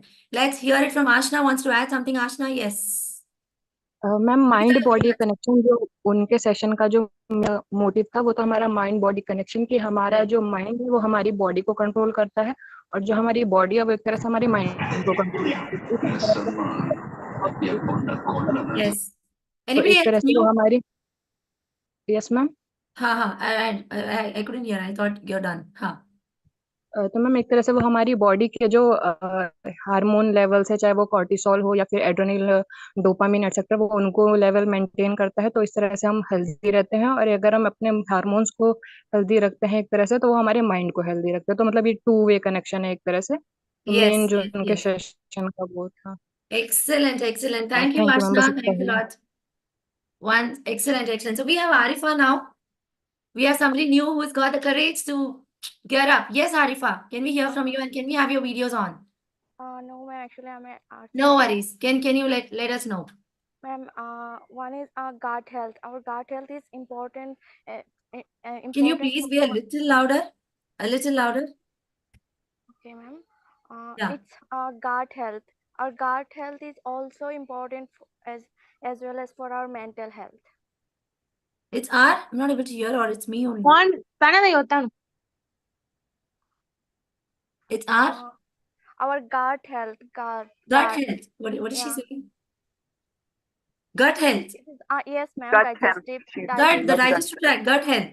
Yes, ma'am. Ha. I saw the gut feel. Okay, yeah. Yeah, Go ahead. it's important to maintain, to keep mental health. Yes, thank you, Arifa. Thank you so much. So anyone else have something else, or shall I move on to the third question from Dr. Rajkumar's session? Can we? Yes. So this is the last question, and then we are done with the session with a quick 1 minute vote of thanks. Are you all ready? From Dr. Rajkumar's session. From Dr. Rajkumar's session. Dr. Rajkumar spoke something in Tamil and he translated that in English and he emphasized that from where he took that. Who remembers it? He spoke some few phrases in Tamil and he translated in English and he said this is from this particular itihas, whatever the Tamil thing. Who can say that? Arifa, Vivek, Vishwa. Oh, Vandana. Yes, we have a new person who's talking about it. Yes, go ahead. He said in Tamil, regarding One sec, draw let your me limit. spotlight you. Is your video on? Yes. Yeah, just take a second. Let me, yeah, I could see you. Yes, go ahead. He mentioned in Tamil and then he translated that draw your limit, be happy with what you have. Do not look on to others for happiness. You are the owner of your own happiness. Perfect. Could you remember, could you just say the Tamil phrase? Do you remember that? No, I am not Tamilian actually. But still, so nice of you that somebody has said something in Tamil and he's translated in English. Yes, so I Your noted ears it wide open. down. Yeah. Great, Vandana ji. Thank you so much. Yes. Thank you And so one more much. last, sorry. Thank you so much. Thanks a lot. Yes. So we have all of you having some awards and prizes waiting. And not only that, now I'm going to announce something new, which even I have thought it right just now. We have 59 participants apart from the team. We have Kasif to say something. Yes, Kasif. I will just quote that Tamil. I don't know Tamil, but Okay. I will just repeat that line that Great. ma'am just said Yes. that whatever you have to just be satisfied with that. He said, I don't know Tamil, but I know what he said in English. That's why he said, whatever you have, you are the responsible for what is going to happen and what is happening, no matter what it was. It is gonna shape your future and it is gonna guide you throughout your journey. And what has happened, and it is ended. So you have to go through it, and you are the only sole reason what is going to happen in your future. In one word, he says you are accountable for your life. You're a responsible and accountable person, right? Great. Thank you so much. Thanks, Kasif. Yeah. Yes, thank you so much. And anyone else wants to say something before we give a vote of thanks? I want to add throw some light to it. Can we quickly have all 56 participants apart from our team? Just because it's really an honor that we should do to you, because the session is only for 2 hours. Now we've extended for 3 hours with no regrets, no second thought, no chit, nothing. you all still stayed, because we all know we had a lot of question answer session, and that is the reason you still have stayed. For this, it is our honor and gesture to respect that feeling of all the participants apart from our team who stayed here. So I want our team members to take the screenshot of these participants, and right today, even now, I came out of this, we'll discuss with the team, and we are going to exclusively do something for all 56 of you, not 56 excluding our team who are staying here. We are going to definitely do something great for you, because it is a great gesture. It's like streaming live on YouTube, and I'm giving this word without even discussing with the team, because I'm sure that they believe in my words and they will definitely be okay with it. All the participants who have stayed till now with so much of dedication, interest, and passion for learning, the one thing that we are going to offer you is something great, which we will come out with. I want all the team to take a screenshot of these participants list. And all of you, you have my WhatsApp number. You are in the chat. So I request all of you to contact me. Please do contact me that you are so-and-so, that you have stayed. If not, somebody listens to the YouTube and they come and talk to me, right? So ensure that you did by tonight or max by tomorrow morning. And I want our team to take a screenshot of all those participants who are still here. And within a couple of days, we are going to come out with something big for you. And this is our word that we are giving you for the dedication that you are giving us. And apart from this, the special award, as mentioned, is going to be for those people who came forward, who were active listeners. All of you are going to get the active listener certificate as well. We're going to say that you've been the active listeners. So the active listener certificate, along with that, all those who spoke on this stage right now will get some awards, which is again right on your way. And with this great note, I now come to the end of the session. But before that, I wanted to thank some of the participants who have been with me from day one of my IABM journey until now. Thank you so much. There are many people still here, like few of you. Thank you all who've been traveling with me in this journey from the day one workshop until now, whether it's been paid or free. They have always been in all my workshops. And you know what we give in return? Those who have stayed with us in all the workshops will definitely give 50%, 60%, 40% based on the course, the free of cost. And I would like to tell you one more thing, that Bhumika was one such student. She was so dedicated. Now she's joined our team. This is the beauty that we have. She just attended the workshops and we have hired her. She's a part of our team. She's working with us. That's something great. And one more thing which I would like to tell you, all other team members, like, we have a big Toastmasters club. We are into some other networkings. They all came forward just in a notion that we all can work together. It's a teamwork, and we are working for a cause, for students, for faculties, for the society. In that belief, they have come. And that is why I take this privilege, first, with all your permission, to thank our team members. To thank our team members, because let us also remember one thing. Let us go off that ego. If, for example, let me tell you, in cricket, because this is T20 time, right? In cricket, if Dhoni, there's 1 ball, 6 runs left, and imagine if Dhoni, Virat Kohli, or any person who's in the facing the last ball hit a 6 and the match wins. Okay, let it be not CS. Okay, let it be any team of your choice. 1 ball, 6 runs, and the match wins. And if that particular person XYZ says, it's because of me, we won the team. Is that right? Is that right? Is that right? No, right? Because it's been the effort that entire team is being carried forward, and he's just also been a part. Let me give you another example. Like, suppose I'm working a person who's cutting the tree with his axe.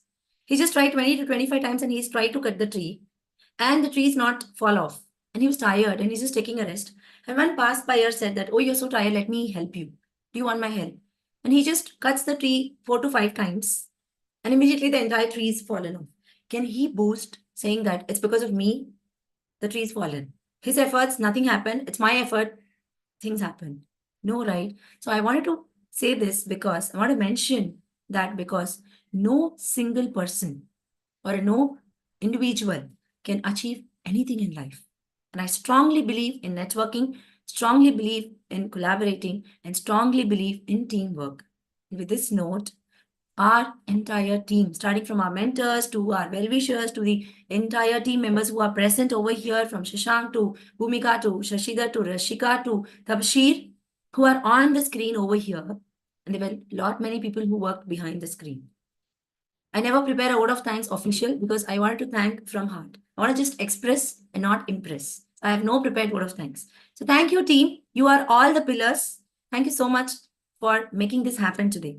And my second gratitude is to Microbiology Society of India, the Microbiologist India, especially to Dr. Arvind Deshmukh and the team. And my sincere thanks to Prathamesh as well for coordinating with me in the last couple of days in a great way. Because Dr. Arvind Deshmukh did not ask me any questions. He just said, yes, Indu, go ahead. You want to do this? Go ahead. We are doing this? Go ahead. We plan this in June? Go ahead. Except for the word yes, go ahead, we can do. I've never seen a no with him. And I'm so glad that trust, I'm sure that we can take it forward. So my heartfelt, sincere gratitude to entire Microbiology Society India people who had been a part of this team as well, participated over here.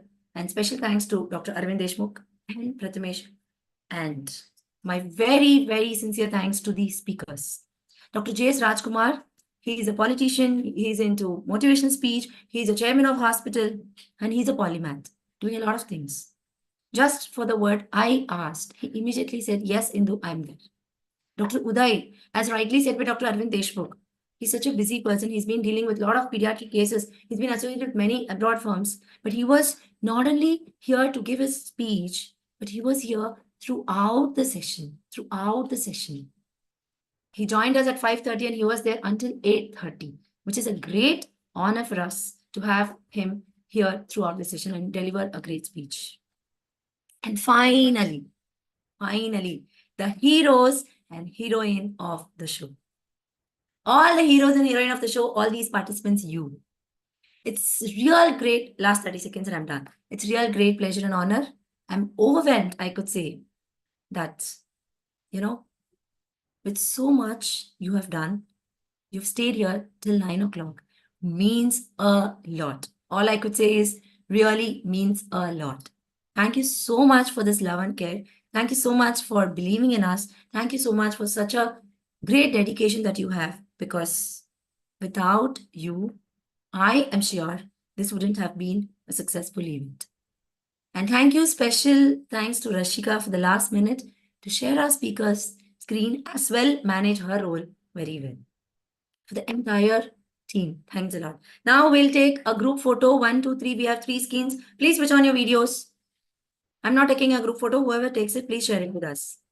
I'll just say cheese for the first screen, then move on to the second cheese and move on to the third cheese. And I will just, can we? Bhumika, are you there? Bhumika? She's not here. Okay. Are you all ready? Yes? Yes? Cheese.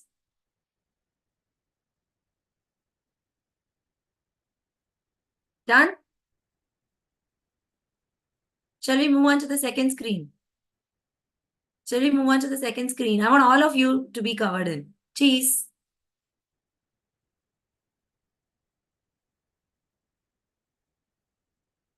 Done?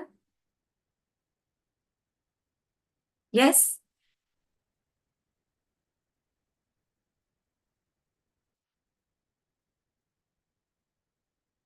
Done? Can someone say done? I'm freezed. Yes? Are we done with the third gallery as well, or we are still left? No. Third gallery is left? Yes, third is left. Okay. Can we go to the third gallery? Can we just go to the third gallery? Even if the videos are not on, it's okay. We'll take the third gallery and you will see my LinkedIn like flourishing tomorrow or the day after, because I have 2 more posts in the LinkedIn to come. And I will just, share all the LinkedIn channels and Instagrams. Please do follow us in that as well. Now, the third link. Cheese.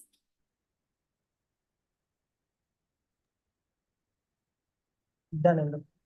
Yes.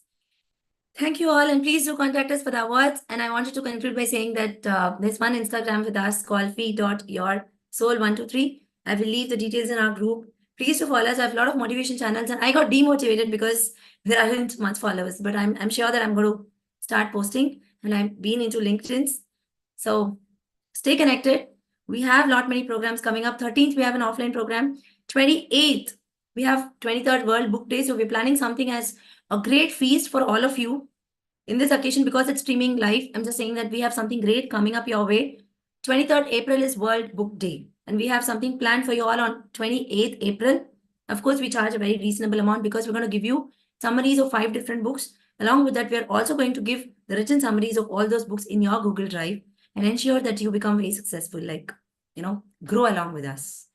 So we will keep posted. Stay tuned. And now you are ready to go and have your dinner. Thank you so much. Now, officially, we are closing it. Unofficially, if somebody wants to chat something, ask something, we are all open for discussion. Thank you all. Thank you so much, ma'am. Yes, thank you, Rekha. Thank you. Finally, we are hearing from someone new, Rekha. Hi, Rekha. Thank you. Hello, ma'am. So, Thank you so much, we are ma'am. officially done for the meeting, but then if at all somebody wants to stay and give some feedbacks, because always feedbacks are important. I think you would have filled the feedback forms as well. But somebody wants to share something, say something, positive, negative, room for improvements, you can definitely. Officially, we are closed for the meeting. Okay, ma'am. Bye, ma'am. Bye, Rekha. Thank you, ma'am. Thank you so much. Thank you so much. Thank you, Rashi. Thank you, Veena.